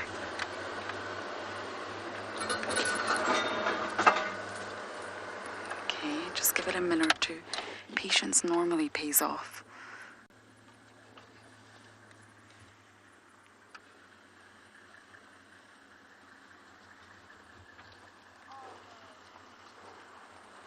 So we're just making space for the vehicle.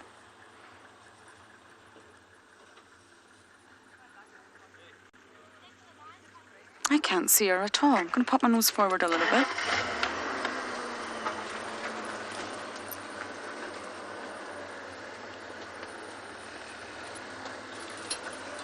Okay, watch this branch, Theo.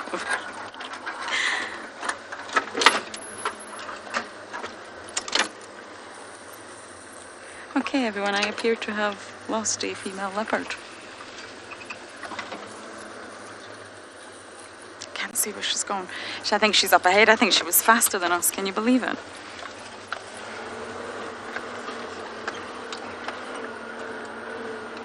Yep, she's up ahead. So we're now stuck behind a car at the minute. So we'll play leapfrog here, which is how it normally works at sightings. Everybody gets their turn to be at the front. So we'll... Ah, there she is, there she is. You see her? She's facing the southern boundary. If she keeps on going, she's going to cross. No, Sabi. Okay, let's see if we can get last minute visuals of her face. She's going to cross into Little Gallery. Our favourite words, everybody.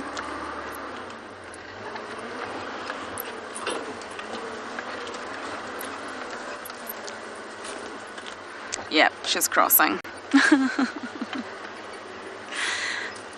Brief, but better than nothing.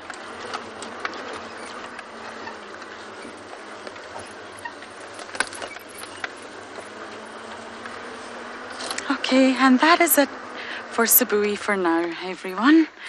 Brief, but wonderful. So I'm going to go back to Chitwa and find out what on earth made the kill outside Charles' house.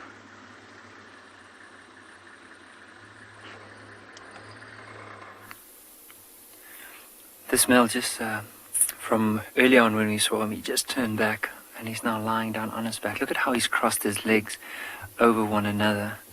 It's like he's giving himself a hug.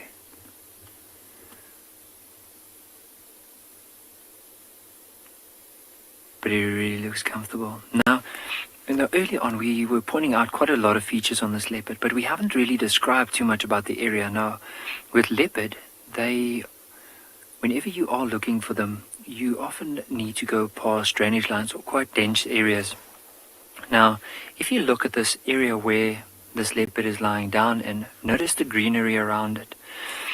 Often the low-lying areas, especially near the rivers or even this drainage system which runs towards the river, there will often be a lot of green trees around.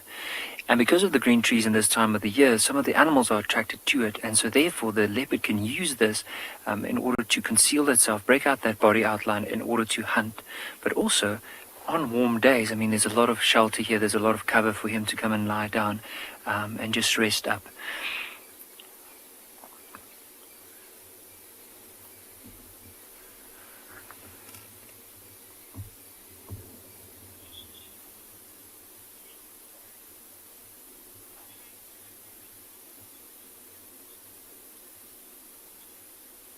So Khofatso, with leopards in general, the older they get, the more worn down the tracks could possibly get, and as well they could damage that pad.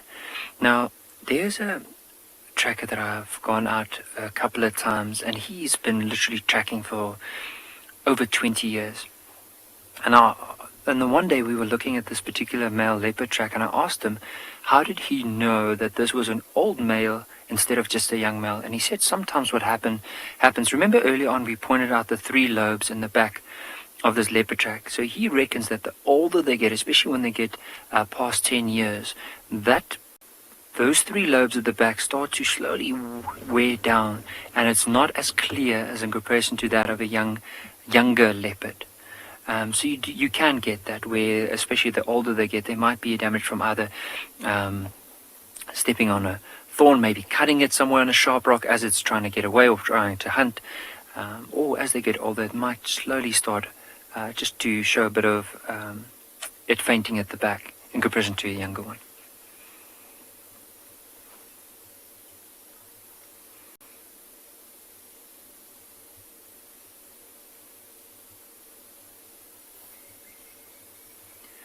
We can hear some crested francolin, like alarm calling in the back, and I wonder, maybe there's a chance that the sister or the mother could be in the area.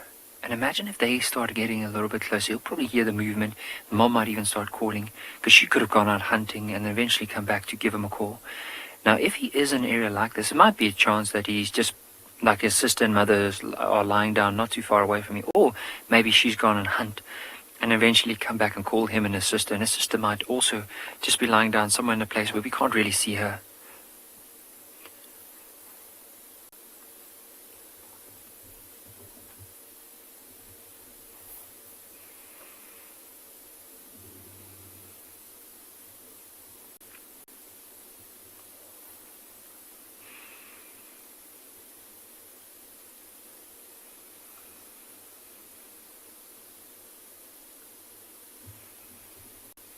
Now, from this morning, we remember when we saw them, he had that little dwarf mongoose, and he was in the sunlight next to that termite mound. And as soon as it started getting warmer, he didn't move too far. He probably moved 20 meters from where we saw him earlier, but his initial reaction was probably just to move into a bit of an area where there's some cover, like this drainage line, as we explained earlier. And you see the bush where he's lying down now. Maybe even go and lie down under that bush for the majority of the day, and slowly started to move out as the sun was fading off.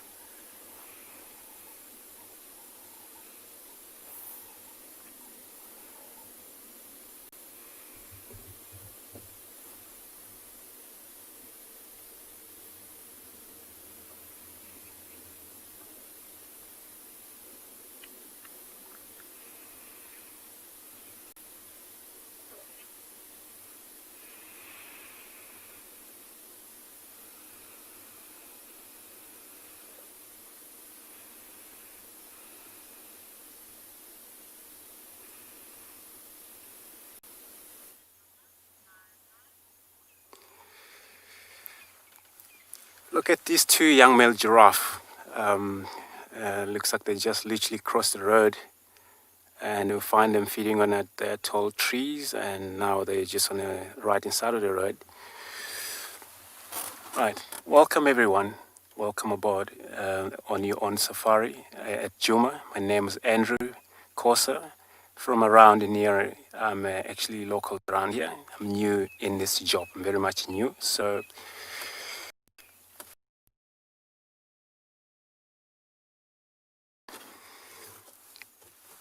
just going to try and move forward, see if we can locate them again.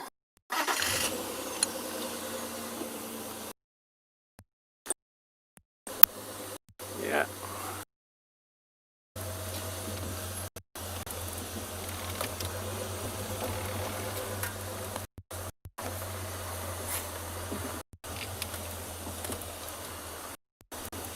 Looks like too much sun, but So, we've got this kudu bull, a massive kudu bull, who's busy eating the leaves in this small little drainage line, which is gorgeous, don't often get to see massive kudu bulls like this so out in the open. Look at the muscles on this kudu's flanks and shoulders and his neck. I don't know if you know, but kudus are well known and famous for huge leaps, being able to jump 6 feet or more from a single bound over fences and trees and bushes, and that's actually one of their defense mechanisms.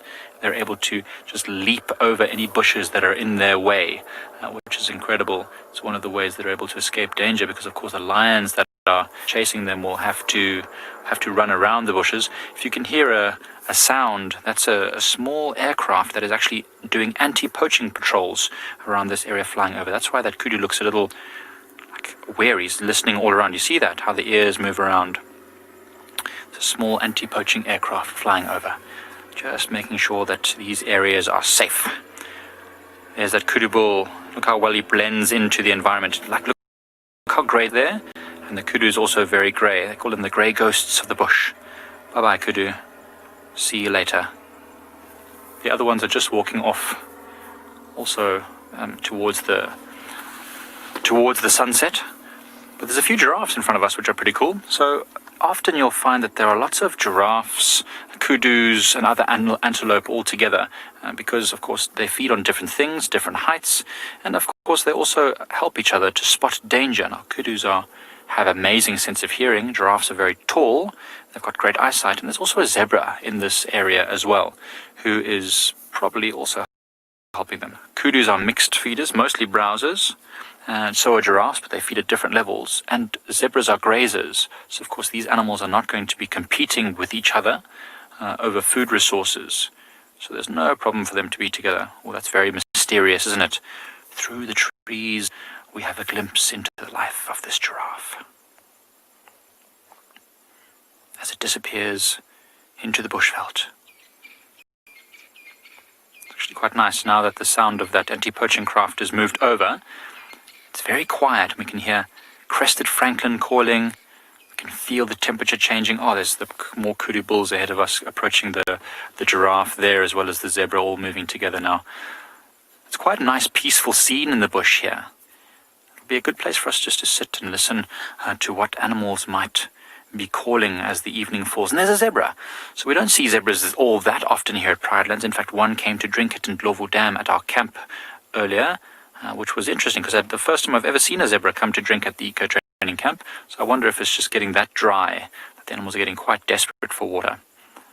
They do drink water most days, but we just didn't see them, because there's just not that many. And this is a plains... Oh, he's got a limp. He's got a bad limp.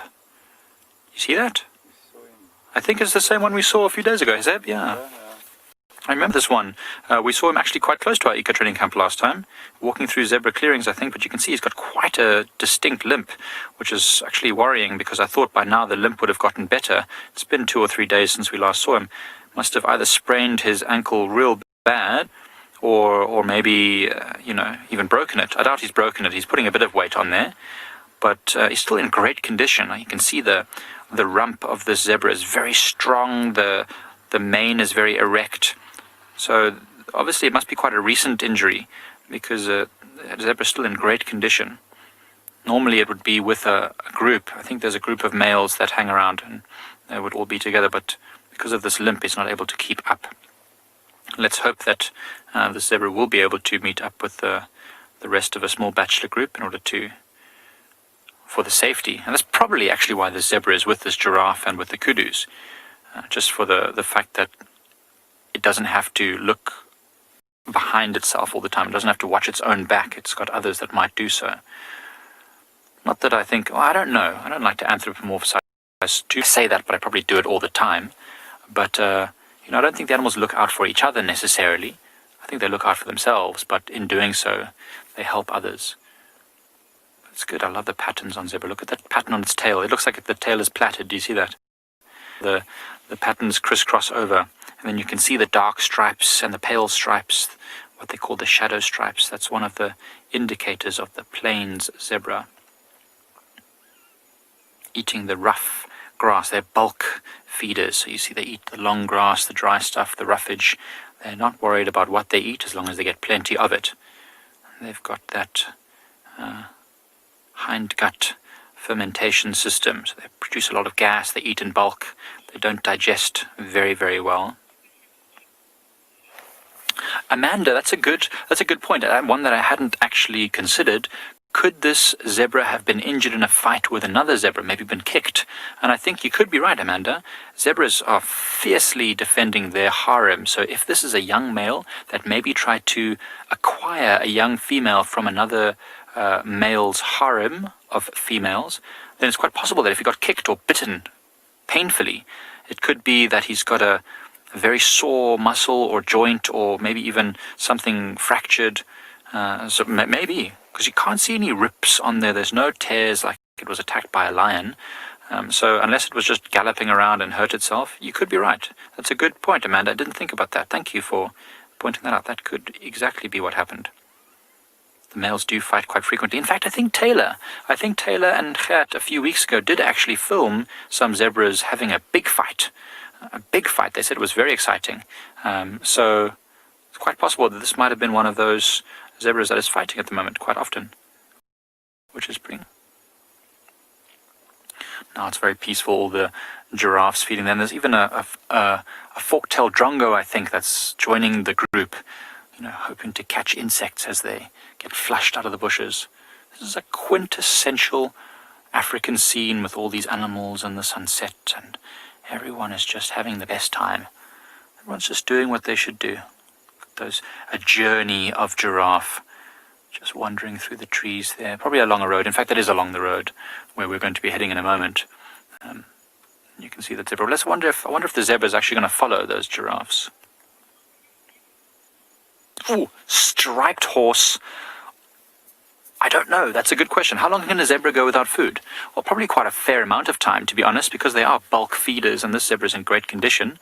But I wouldn't expect that if a zebra didn't eat anything, after a week, it would probably start being quite weakened. And if it, didn't get enough food, it's easy to tell if they're in poor condition, because their mane will start sagging down. They always look kind of fat because of the gas in their hindgut fermentation digestive system. So they've always got a bit of gas there, but you'll definitely see the neck starting to get thinner.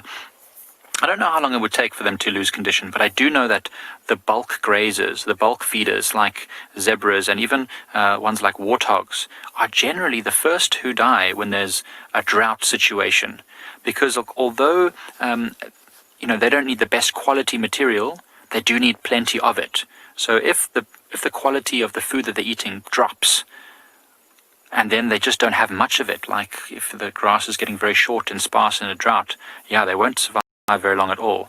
The ruminants, the ones that digest their food multiple times by chewing the cud, they can actually extract a lot more of the nutrients from it. So even if there's poor quality fodder, they can get absolutely everything from it and be able to hold on a bit longer. But the hindgut fermenters, if they don't get enough bulk food, they won't do very well because their digestive system is quite poor. But that's a good question. Striped horse, I love that question. I must do a bit of research to make sure that I understand it fully. But those kind of questions are, the ones that always keep us on our toes. Sometimes, we encourage the students here to think outside the box, not to go for the questions that they could easily find out, by, looking at every mammal guide that comes out, but to dig deeper and to look at what is the essence of this animal, like what are the nuances of it. It's very interesting. Of course, when you get to go on game drive every day, it's a time to actually learn a lot. Seeing 3 hours of an animal doing something, you learn a lot from their behavior. Like if we followed this zebra for full 3 hours, I wonder what we'd see, what we'd experience, what would it do. Being injured as it is, even be that we'd end up seeing it have to escape from danger.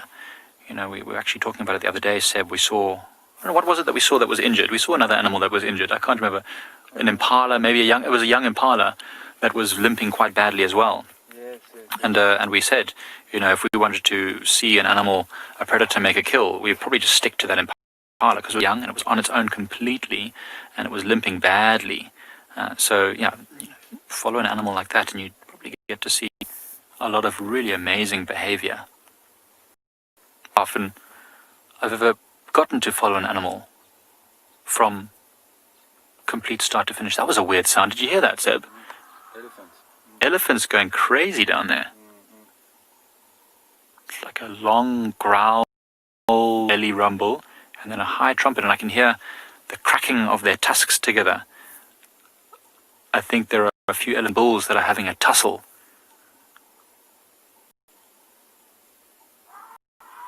I don't know if you can hear that in the ambient sound, but it's incredible. Yeah, I think we should. I don't know what our signal is going to do, though. If we drive forward, we're going to go through a bit of a dip here, and we might actually lose signal. But I'd like to go and investigate these elephants.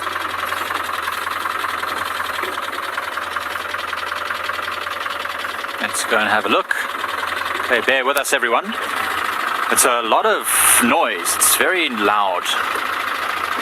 And it sounds like it might be like a proper elephant fight. We don't get to see those too often. Sometimes we see them at the dams play fighting, but a proper elephant fight, that's a whole nother level. Oh, you're going to have to hold on here, Seb. Things are going to get a little bit tasty. Put myself into low range and diff lock just so we don't have wheel spin. We don't want to make this crossing any worse than it is. But we will see what we can find with this elephant. I'll be back with you soon.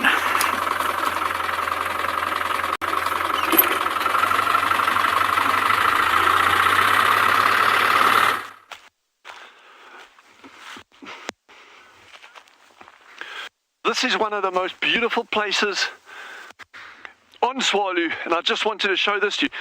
Unfortunately, this time of the year does not do it a full amount of justice, but we are in a massive, and literally when I say that, it probably covers, I don't know, I'm thumbsucking maybe 2,000 hectares of very, very dense, well, certainly for the Kalahari, very dense woodland, but almost exclusively of one species. And that is silver cluster leaves. It's these trees over here. Our colleagues in the Lowveld are very, very familiar with them. It's got a fantastically coloured timber. It's a very rich yellow colour. The Afrikaans term for it is a sant geelhout, which means a sand yellowwood. But what I like about this area, it's a great nesting spot, a nesting location for nightjars. You find a lot of nests in here, and I think it's just with these fallen leaves, these dry fallen leaves all over the ground, and you can actually see them scattered all over between me and the vehicle there. I think it's just a very, very good camouflage for nightjars. They're still a couple of months away. But the other species that love nesting in this area are bar goshawks and pale chanting goshawks. So that's, I always love just winding my way very, very slowly through these woodlands. But my favorite time of year over here is the summer months, when they are in full leaf and they got these flowers on. I think the flowers smell absolutely like honey. A lot of people argue with me. They say, no, it doesn't smell. It smells like dirty socks. Anyway, I like honey. The flowers smell like honey. So it's a beautiful area. But we'll see it going into its proper flush over the coming weeks.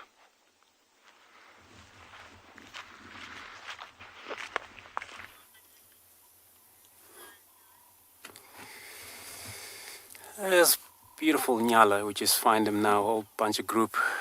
It looks like they're all just coming out of that bush.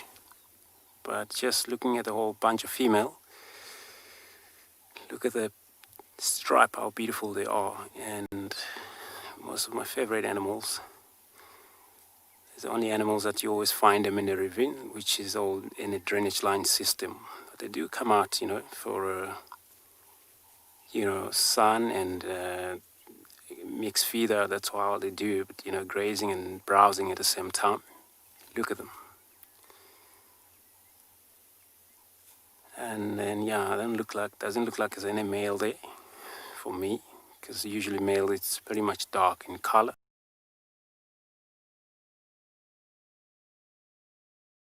Young one as well. So looking at the 2, 4, 6 of them, could be more behind the bush that we're not seeing now, but look at the beautiful ears and beautiful tail as well. They remind me of the sheep tail. So look at that. So only the difference is that it's got a pretty much colored, and the black tip end of that tail. But they are also silent walkers, so they move carefully, even though it's too much dry leaves at the moment, which most of the prey species, they find themselves very difficult to able to hear what is happening around them, especially when the wind blows. So sometimes this is how they come out into this open area to feed on tall grasses, but they're in a group.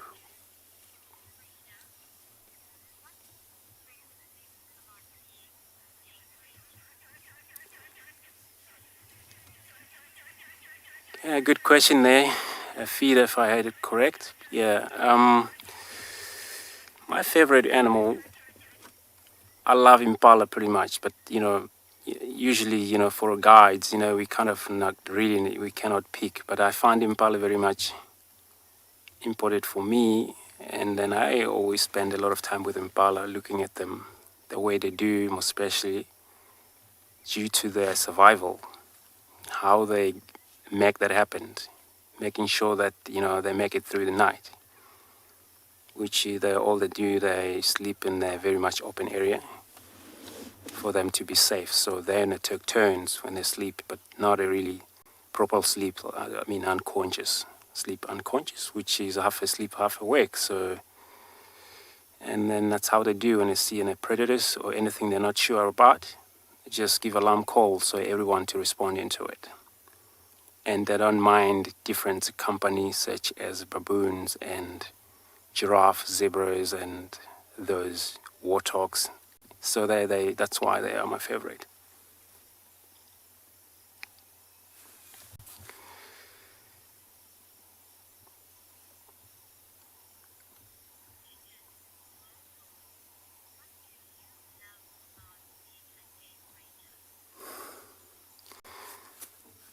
Thanks, Mo.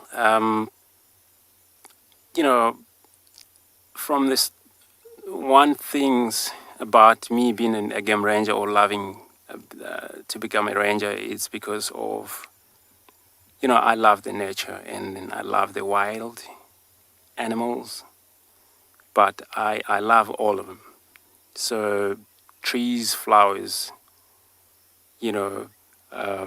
what is living with these, bushes also, which is your animals and birds and most snakes. Well, I know snake are different thing, but they're still part of this job. So even though I don't love them, but I have to deal with them.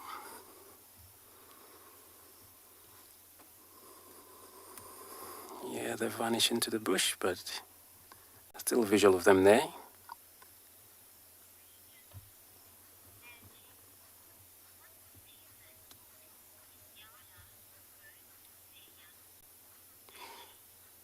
And yeah, that's a very good question. That I know I haven't gone through with this kind of information or read about them much, but I would assume me go back to recheck that and come back to that questions. And then let me do that then, and then I'll come back to answer that question.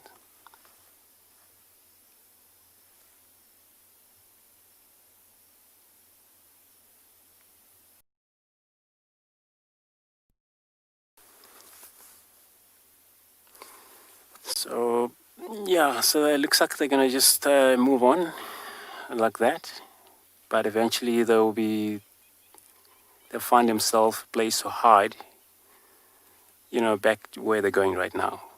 And the water looks like it's far from here. I don't think they'll be going to water now, and maybe later if they continue going that way. So we're just gonna maybe. So we found the culprits of our elephant mischief distance, and it looks like it's a young mother who was maybe being bothered by another elephant. As you can see, there's a very young one over there, definitely less than a year old, this tiny thing, and the mother had lots of temporal gland secretions coming out, and she was making a bit of noise that we heard earlier. So you see that wetness there? That's often a sign of something stressing out these elephants. So I think she was being stressed out by one of the others. It's a lot of temporal gland secretion. It's very wet. So you see that when they're stressed. But they seem to be calming down now. I think there was an argument that happened, and there was a bit of a tussle and a fight, and now they seem to have calmed themselves right down, and everything is fine. But look at that little tiny baby. Look how, this is a small female elephant, but this baby can fit basically directly under that mother. So that's definitely under a year.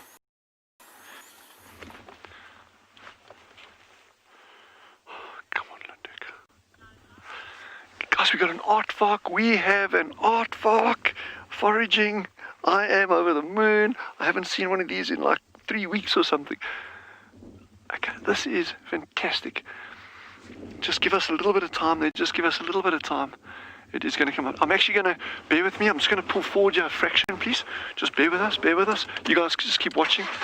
David, if you get a gap, just tell me. We're going to get it, we're going to get it. We're going to get it. Please just be... Okay, there we go. So going forward here, and there. Oh, fantastic. Go left, David.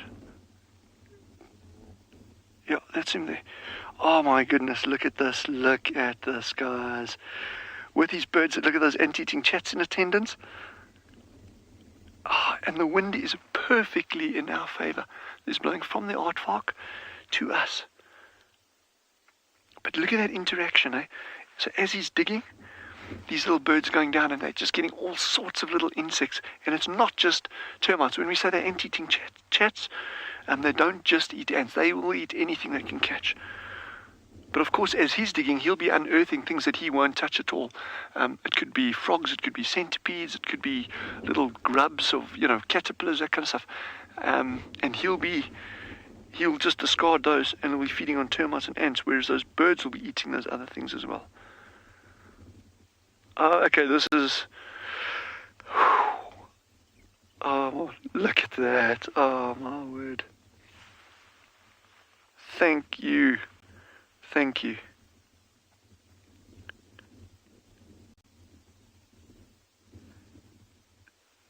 There was no skill involved there, guys. I promise you. That was just bumbling along, and there he was. So anyone out there praying that we had a good sighting, thank you. I very, very much appreciate that. It really helped. He's going to come out now. Just give him a bit of time. And even when you can't see the aardvark, the birds are a very, very good clue. You see how they're going in there? David, if you can just zoom out a fraction there, please. There we go. Now, you see the birds just, if you go a little bit right, slightly, okay, just there. Now, every now and again, you see the birds just flitting into the grass over there. So even though you can't see the actual aardvark, that gives you a good clue as to where he is.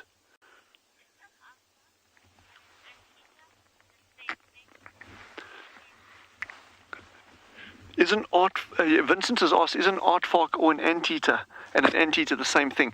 You can kind of use the term anteater for it, but the accepted word for it is an aardvark, which actually means an earth pig.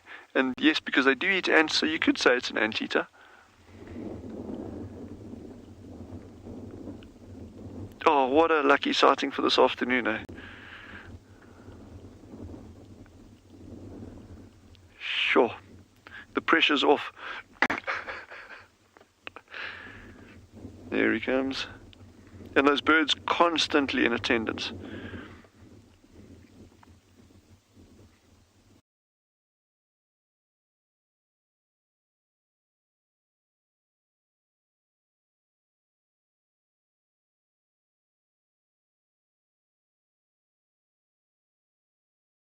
Aardvarks, they don't. But it is a great question, because there's actually one plant that they are recorded eating, and it's actually a melon that grows under the ground. Fructus humifructus, something humifructus. I'll have to check up the genus. It's something humifructus, and this thing actually grows under the ground, and aardvark have been recorded. They've actually recorded the seeds inside their droppings a lot of times. So I'm interested in this. It may be that this thing fruits underground, has the seeds, and then when the aardvark are feeding on termites, they incidentally ingesting those seeds, and that's why you see them in the droppings. But perhaps they actually are eating them. I don't know if there's been a physical observation of someone seeing an aardvark dig one of these things out and eat it. I don't know. But that'll be, again, there's a lot to be said for citizen science. If anyone has a pet aardvark at home that wants to eat fruit, that would be an interesting thing. I suspect not. But yeah, good question. Oh man, I'm so happy. I know he is behind that bush, but I'm very happy that we had that sighting like we did. I can move forward. David, do you want me to move forward? Colette, we're going to move forward, yeah, guys. Just stick with us for a little bit longer if you don't mind. So the wind is in our favour here. So it's blowing from the aardvark to us. I'm actually going to come a little bit further forward. It is quite challenging, believe it or not. And we don't drive off-road for aardvark. I mean, it's, you know, it's a sensitive sighting, and the environment's sensitive as well. So you've got to kind of take two things into account there. I'm just going to get into this gap over here, and then we'll just wait over here. If he pops out, he does. If he doesn't, that's also fine.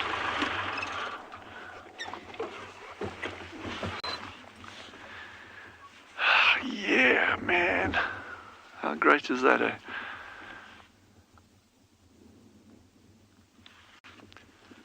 And this is another species, yeah.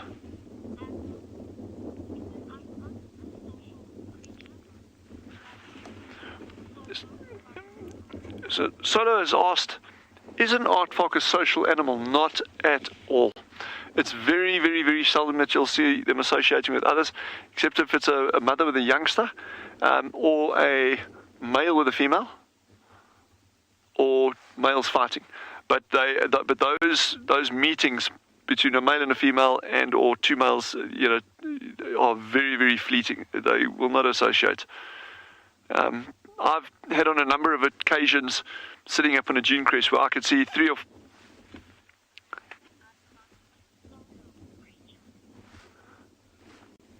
yeah, okay, I think I got that question right over there. So, excuse me if I did get it wrong. The question is, are they solo creatures? In other words, are they social? Yes or no?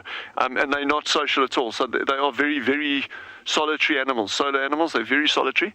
Sorry, I got the question. I was just using different terminology there. My apologies. But I've had on a couple of occasions sitting on a dune crest where you're looking over, I could see 3 or 4 different aardvark from where I was sitting, but not close together. Yeah, using binoculars, there's one like 800 meters down there. There's another one close by to you, a couple hundred meters away, another one. So there he's out in the open again. This just looks like a mobile termite mounder.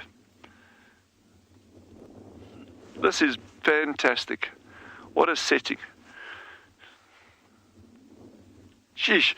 Like, yeah, African wildcat the other day, the lions yesterday, aardvark now, and just, it's so good as always having you join us on these drives. Yeah. It's a real privilege for me, I must say. So thank you to all of you out there that enable me to do this kind of thing.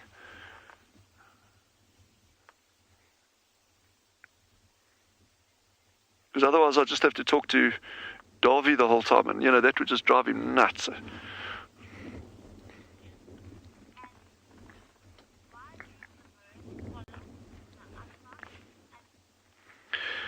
So Ali has asked the good question: why do the birds follow the aardvark? So Ali, these birds are insectivorous. Well, not actually, they not just insectivorous. They'll go for frogs, centipedes, spiders, termites, and you name it. They'll whatever they can catch. They will eat. But of course, if you can follow something that moves that amount of sand, it is unearthing a whole lot of insects and termites and ants as he's moving. Or just follow him around. It saves you a lot of trouble. So they're actually capitalizing on the work that the aardvark is doing to, I don't want to say get a free meal, but to get an easy meal. And there's a lot of people out there that kind of do that, so, you know. Oh, I'm so happy we got this. Yes, and he's so chilled. Okay, when I say he's chilled now, he's like, well, that's 270 yards from us. Yeah, it's about 270 yards, and 271.6890 yards from us. But he's super relaxed, and unfortunately the road actually angles away from where he is now. So if we move the vehicle, we'll be putting more and more distance between him and us. So I'm pretty content just to sit here and wait. And you don't only, we're talking about ant-eating chats following them, you don't only get ant-eating chats, you get a number of different birds. I've seen yellow-billed hornbills following them, I've seen crimson-breasted shrikes, white-browed sparrow weavers, wattle starlings, Cape glossy starlings, Kalahari scrub robins. So you actually get a range of species that will follow them, but very typically it is the ant-eating chats.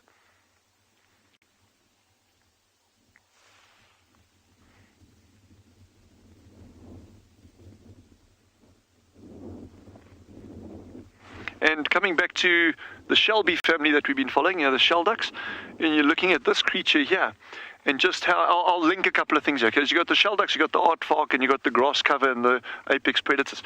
You take out the apex predators, you get overgrazing, your grass cover goes down, you get less termites and ants means less aardvark, potentially no aardvark, and no spring hares, which are also dependent on the grass cover. No spring hares, no aardvark, no shell ducks. No shell ducks, there's no food at dams for certain things that live there. The ripple effect is immense, and that comes back to the key role of apex predators in driving the health of these systems. How was that for an ecology lesson in about 45 seconds?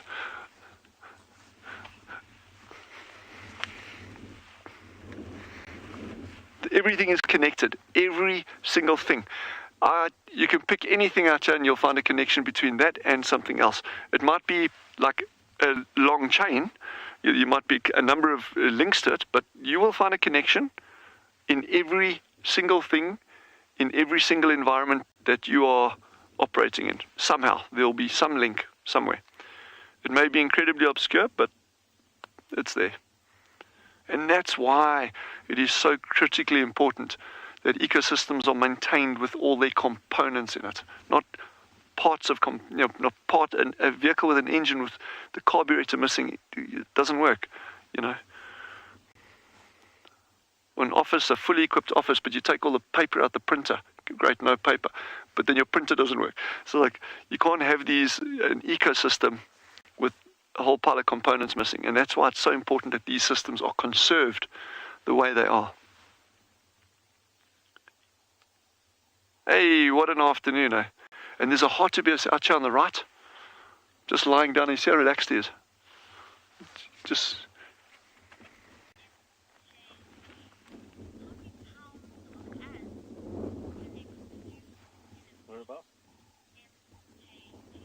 MJG is just asked how many, I think, tons of ants can they consume in a season? I will get back to you on that figure.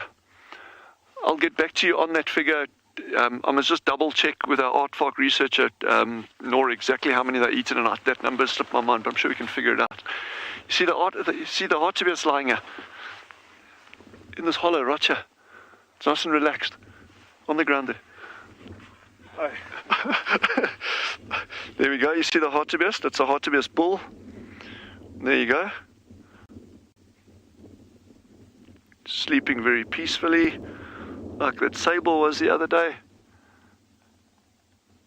Man, what an afternoon. Hey? Could be worse. Hey? Yes, I'm so happy.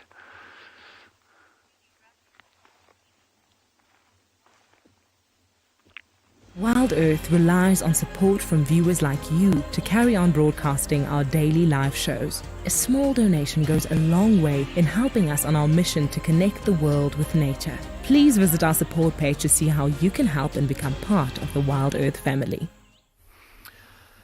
Well, what an amazing sighting seeing an aardvark, and we were actually viewing some wildebeest, but then we turned around and we were greeted with this beautiful scene behind us, and that's what you can see at the moment. we have this beautiful moon coming up, and you can see the blue and purple and orange color of the sky there, and that is because the Indian Ocean is actually on that side, and we are just enjoying this view for now, and we just want to see what's going to happen on this floodplain, because we're hanging around here. We had some lions vocalizing in this area earlier today, and we came back to the spot because it's so beautiful, but we have been tracking for quite a while. But how beautiful is that? And Marcel and I were just talking now, and we think it might actually be full moon tomorrow, because the sun was just about to go down when the moon came up, and tomorrow morning or tomorrow night, as the sun sets, the moon should come up, and then that means that we have full moon. So not just yet full moon, but nonetheless a beautiful, beautiful, beautiful scene. And how beautiful is this grassland here as well. So not a bad way to end the day, having a view like this. And there's actually a large herd of buffalo that's slowly moving through the grassland far in the distance, just below the moon, but it's just little black dots. That's how far we are from them. You can just see them far in the distance. And that moon is nice and orange as well, and I bet tomorrow's moon is going to be even more spectacular, and we'll definitely be out to go and keep an eye on that as well. You can see a few bats also coming over and everything, and all the wildebeests here behind us and the buffalo and everything is now moving to these open areas. You can imagine it's a nice open area to keep an eye out for maybe predators or anything like that. There's actually quite a chilly breeze blowing, but these winter sky colors are so amazing. And the ocean is just about 30 kilometers away as the crow flies, so it just shows you what effect that has on the night sky on andBeyond Phinda Private Game Reserve. And the sun is completely gone now behind us, and that's very, very quiet, just a bit of a breeze blowing.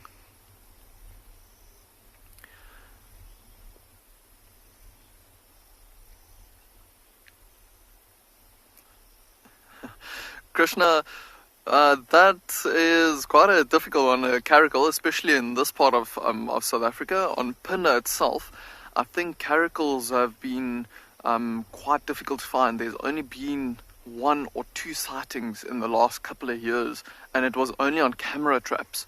And they are slowly coming back into the area, but because Phinda, the name Phinda actually means the return, and it's the return of the wildlife to the area, because all these areas that we are in now, this conservation area, the Munyana Game Reserve, was actually old farmland.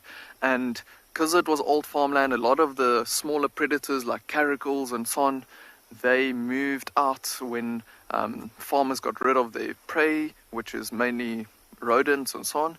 But slowly but surely we are getting more and more sightings of caracals, and maybe even a cervet or something like that. A serval, sorry. But I think for now what we're going to do is I am going to keep on driving around, see if we can maybe find those lions that have been vocalizing. But we'll see if we can maybe find them before it gets too dark.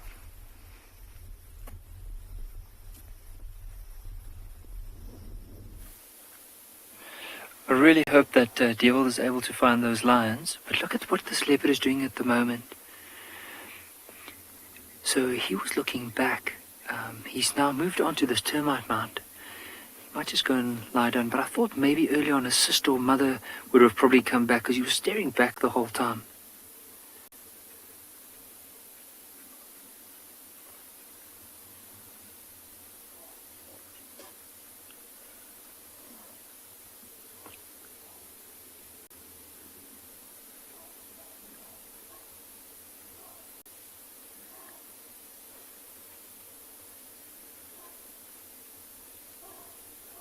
Sounds like there's some alarm calls from baboons just behind us. So I'm going to try. I just want to hear if you'll be able to hear it. It's very faint. It's quite far in the distance. But maybe you'll be able to hear it. Maybe that's the mother or the sister that's on their way back here.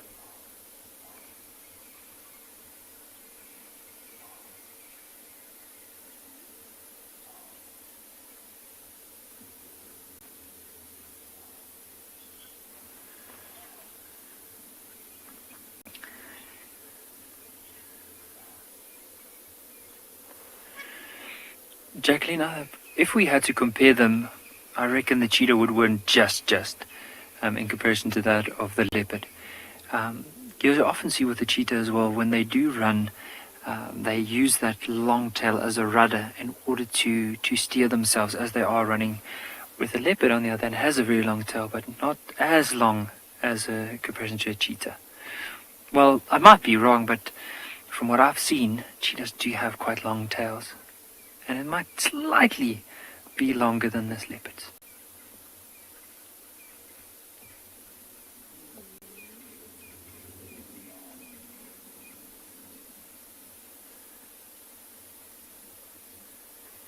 It's such an incredible sunset this afternoon, just a variety of different colors.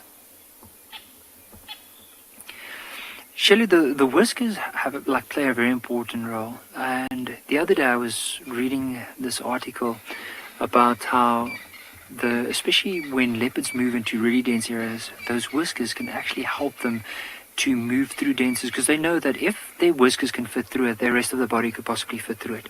But if they move and the area that they're going to be moving in is too tight, it might make too much noise, and whatever prey they might be hunting could eventually run off from there.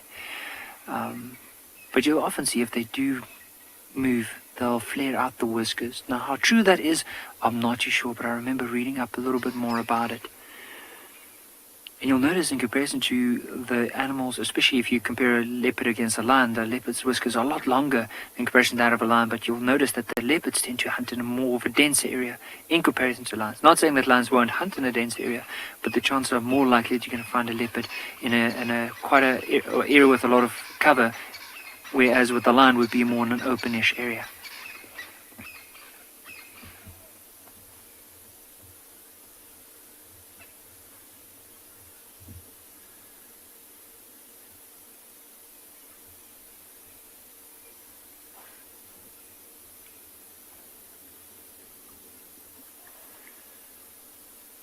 It looks like something has just caught his attention, because he's just been focusing on that side of the termite mound. Maybe it's a francolin or something walking down the riverbed. As you mentioned earlier, I don't know if it might have been the sister that could be around, because the baboons are alarm calling, more likely to say it's the mother and the sister that's closer to that side. I can hear francolins calling on the other side.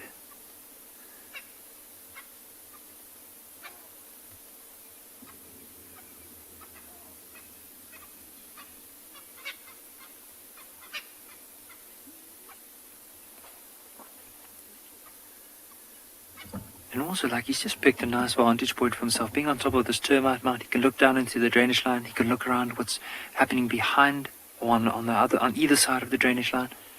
He's positioned himself pretty well.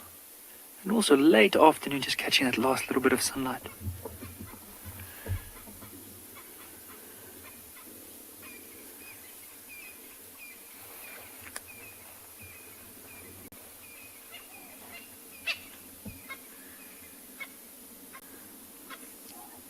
Striped horse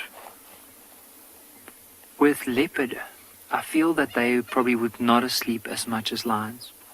But it also, it depends.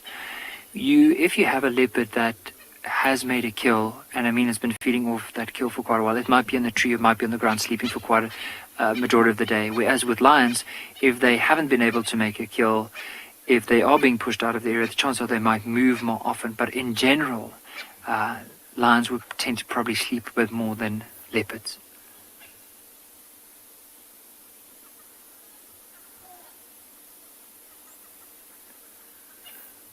See how he's just grooming himself now, probably just licking that back leg, maybe even his back pad.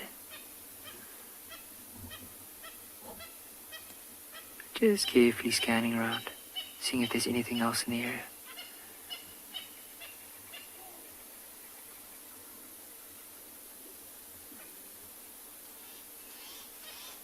Have a look at that beautiful pattern now.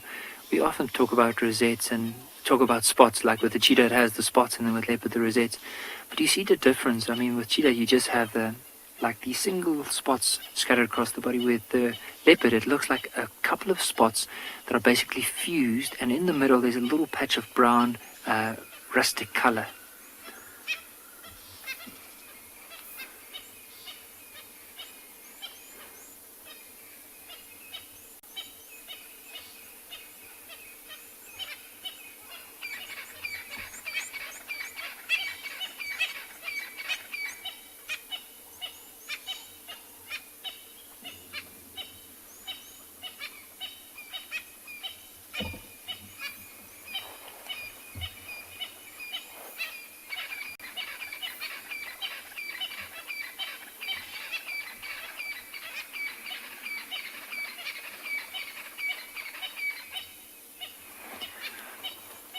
Mojo, I do think leopards have a very strong immune system. I think a lot stronger than we have. Because you can imagine with them, the areas they do move, like the conditions that they have to face every day, the type of water that they have to drink.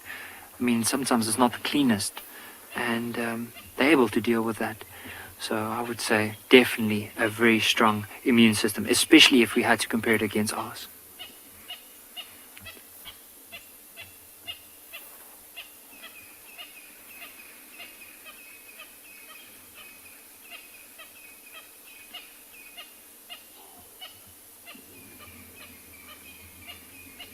Look at the sun setting in the back. You'll just notice quite a lot of purple and pink and a little bit of white and a slight tinge of yellow.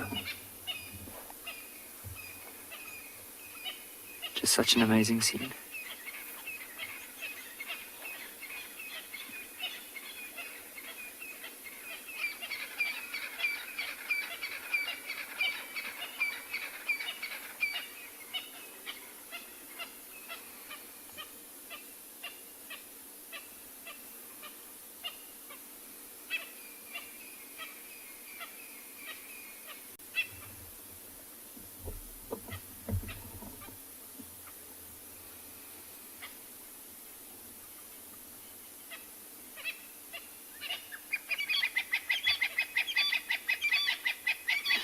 What an incredible afternoon to be watching this leopard on top of this termite mound.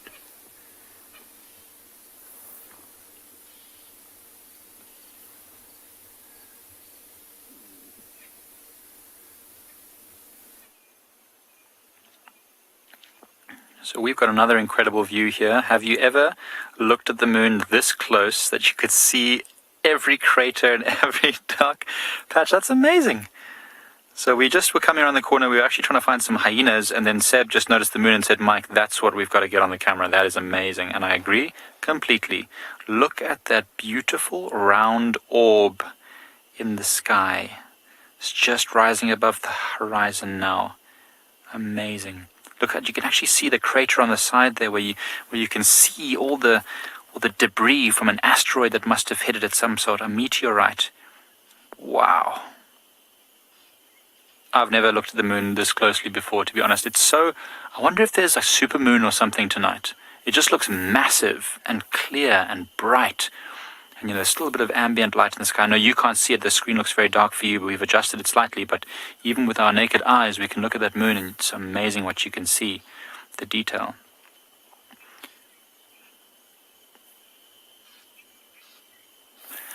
Striped horse...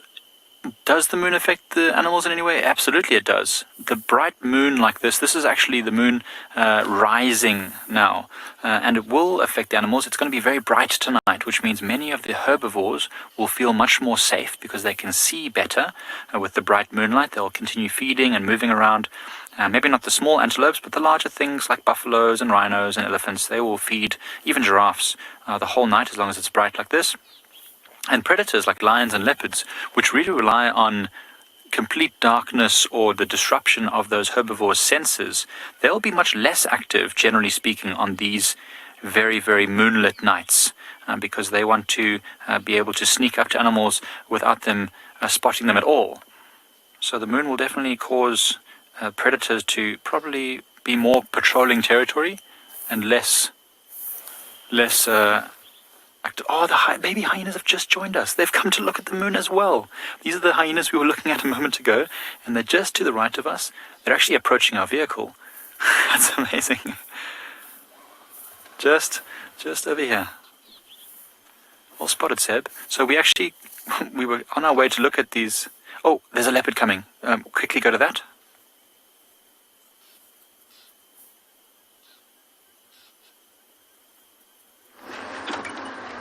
We've got another leopard. I don't know who it is yet, everybody.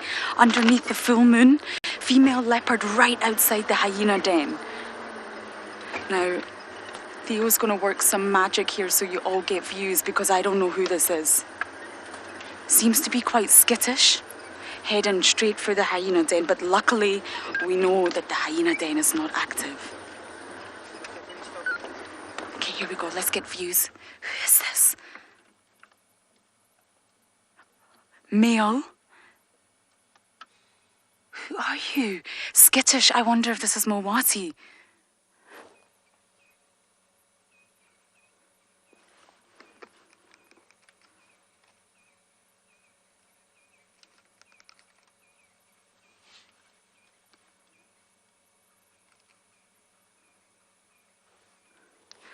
Apologies, it's a male leopard heading towards Weaver's Nest from the Misikaya, if anyone's interested.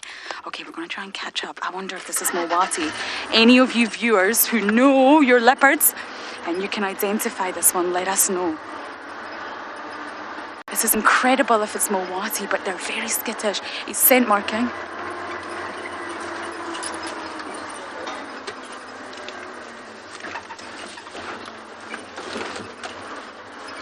Gonna go round this there. Go for it, Theo. Running. This is a skittish male leopard. I really don't know if it's Mowati or not, but I can't think who else it can be. Really saggy underbelly. Big dewlap. Okay, we're gonna go forward again, Theo. Let's get into that time of night where I'm losing light. My eyesight is definitely not as good as it used to be. And in this light, it's really tricky. Okay, he's about to cross our path again, just over in the distance.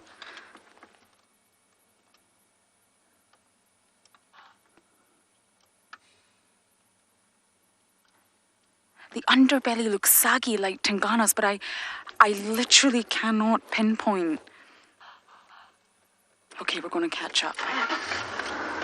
Who this is. Tingana's not skittish.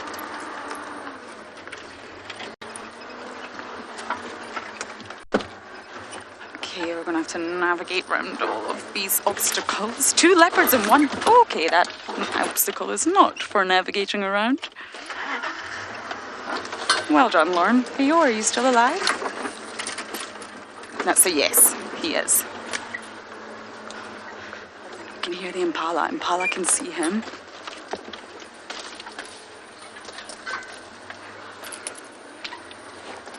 Okay, if any of you get any ID from that leopard, please let us know. #WildEarth.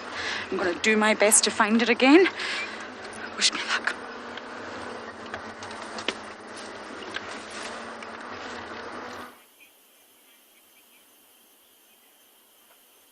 So these 2 little hyenas stopped for quite a while sniffing at a certain patch, and they were both making funny faces, so I think there was something very smelly over there, but they seem to be moving off now. These are very young hyenas. They've still got very dark legs.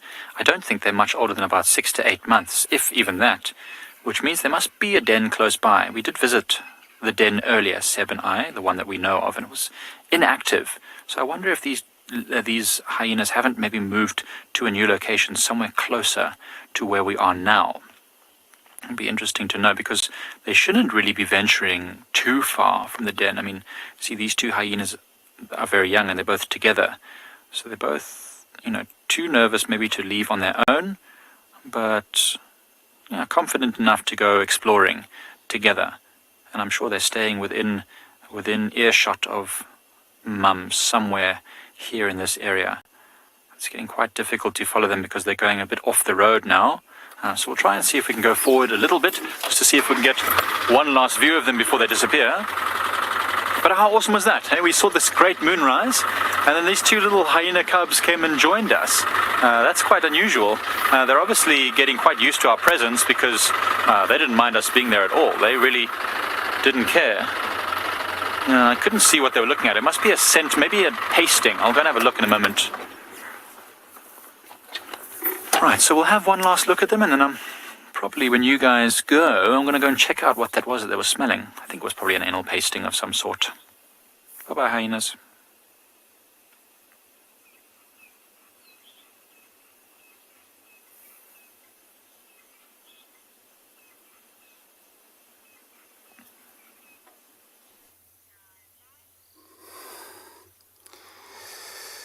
Beautiful moon. From the way distance, by just zooming in there through these branches, able to see behind it. So that bush, how if you actually focus on that, you're able to see how it moves, and which is a really incredible thing to see. So while we've been trying to look around for these animal around here, so we found it's very quiet. So it thought, stopping with the, having a look at the moon, it's so great as well. So this is one of the signs that it's going to be very bright night tonight.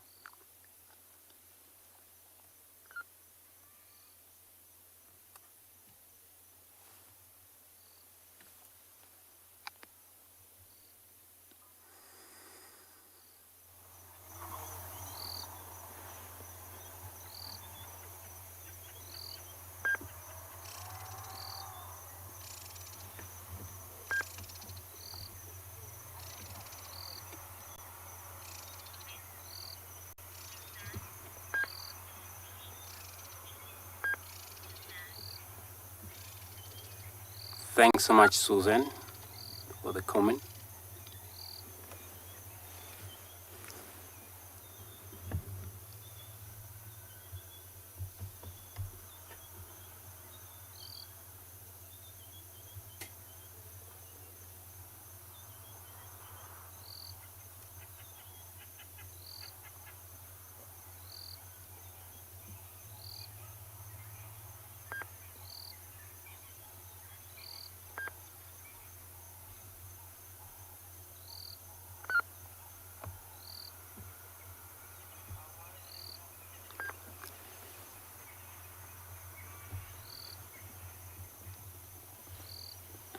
So yeah, this is one of the interesting things about the bush.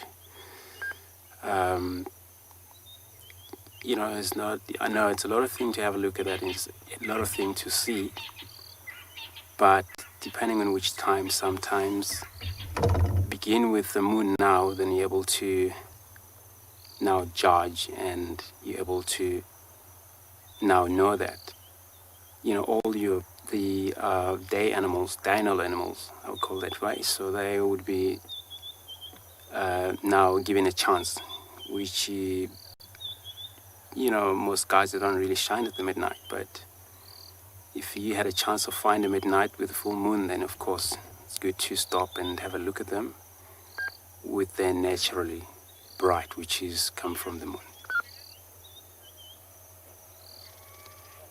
So yeah, it's incredible things to see, since it's going to be bright sky tonight. This is where now animals like palas or kudus, then they will be having a good time, talking about good time just for their own safety.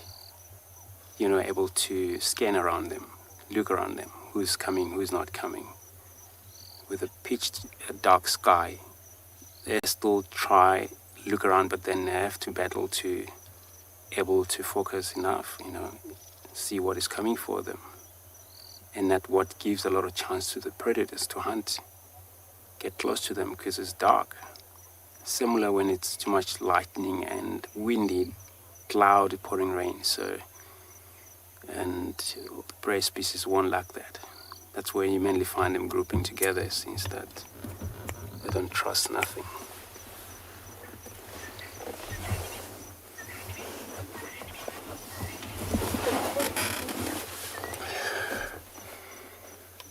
Beautiful.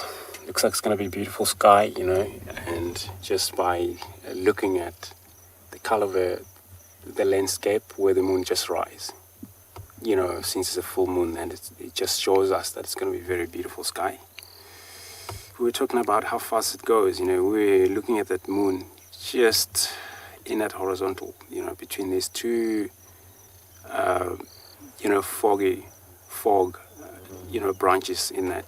It's called marula trees, but you see how far it goes right to the top, which in the next maybe 2-3 minutes is going to be right above that tree. So it's actually traveling fast.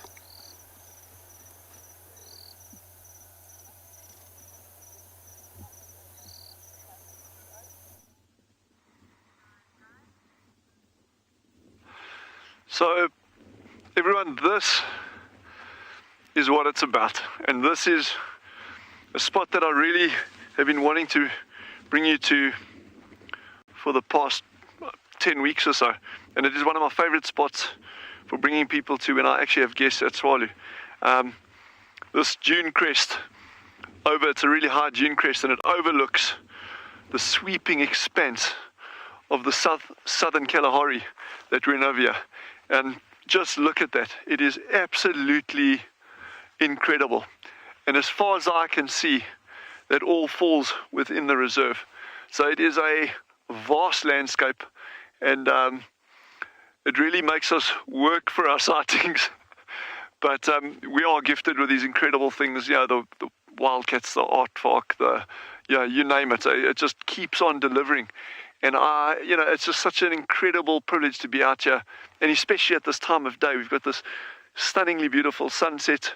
It's probably go down in about 12 minutes, 13 minutes, against this backdrop of the Koronaberg Hills. I mean, it just, it doesn't quite get better than this. There would be one or two things, but that would make it. But wow. And the whole thing about these landscapes is that just to be able to come out and explore them is part of the adventure. It's not that you have to go and see like that Kempsbuck standing over there, or the aardvark that we've just seen.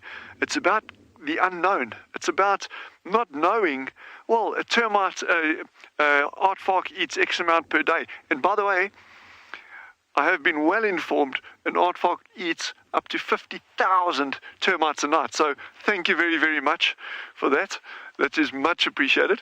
And so it's about the stuff that we don't know. For me, it's about the stuff that we don't know about these landscapes is where the real gold is. Because that just highlights, and there's a roan bull there as well. It just highlights how much we've still got to learn about these environments, because how do we become custodians of this land if we don't even understand the land? And that's the whole thing. That's why I was talking earlier about making sure all the component parts are still inside these systems.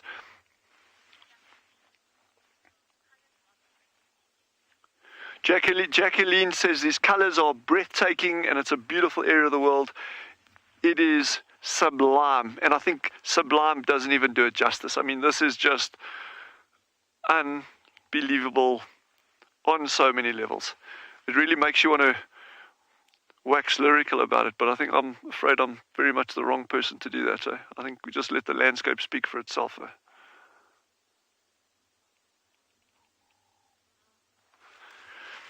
And these dune crests are also a very good place to actually scan for things like aardvark. And as always, I know I keep saying it, but it's just the way I feel. It is truly a privilege to be able to have all of you watching us, doing this, and joining us. Not watching us, but actually joining us. You guys are out there, you're supporting, you are participating, and that is for me, is such a privilege to be able to share that. So just keep doing it is all I can say. And, keep asking your questions. Doesn't matter how challenging they are, but ask them. Have a safe evening. I can't wait to see you all tomorrow, and we'll see you in the morning.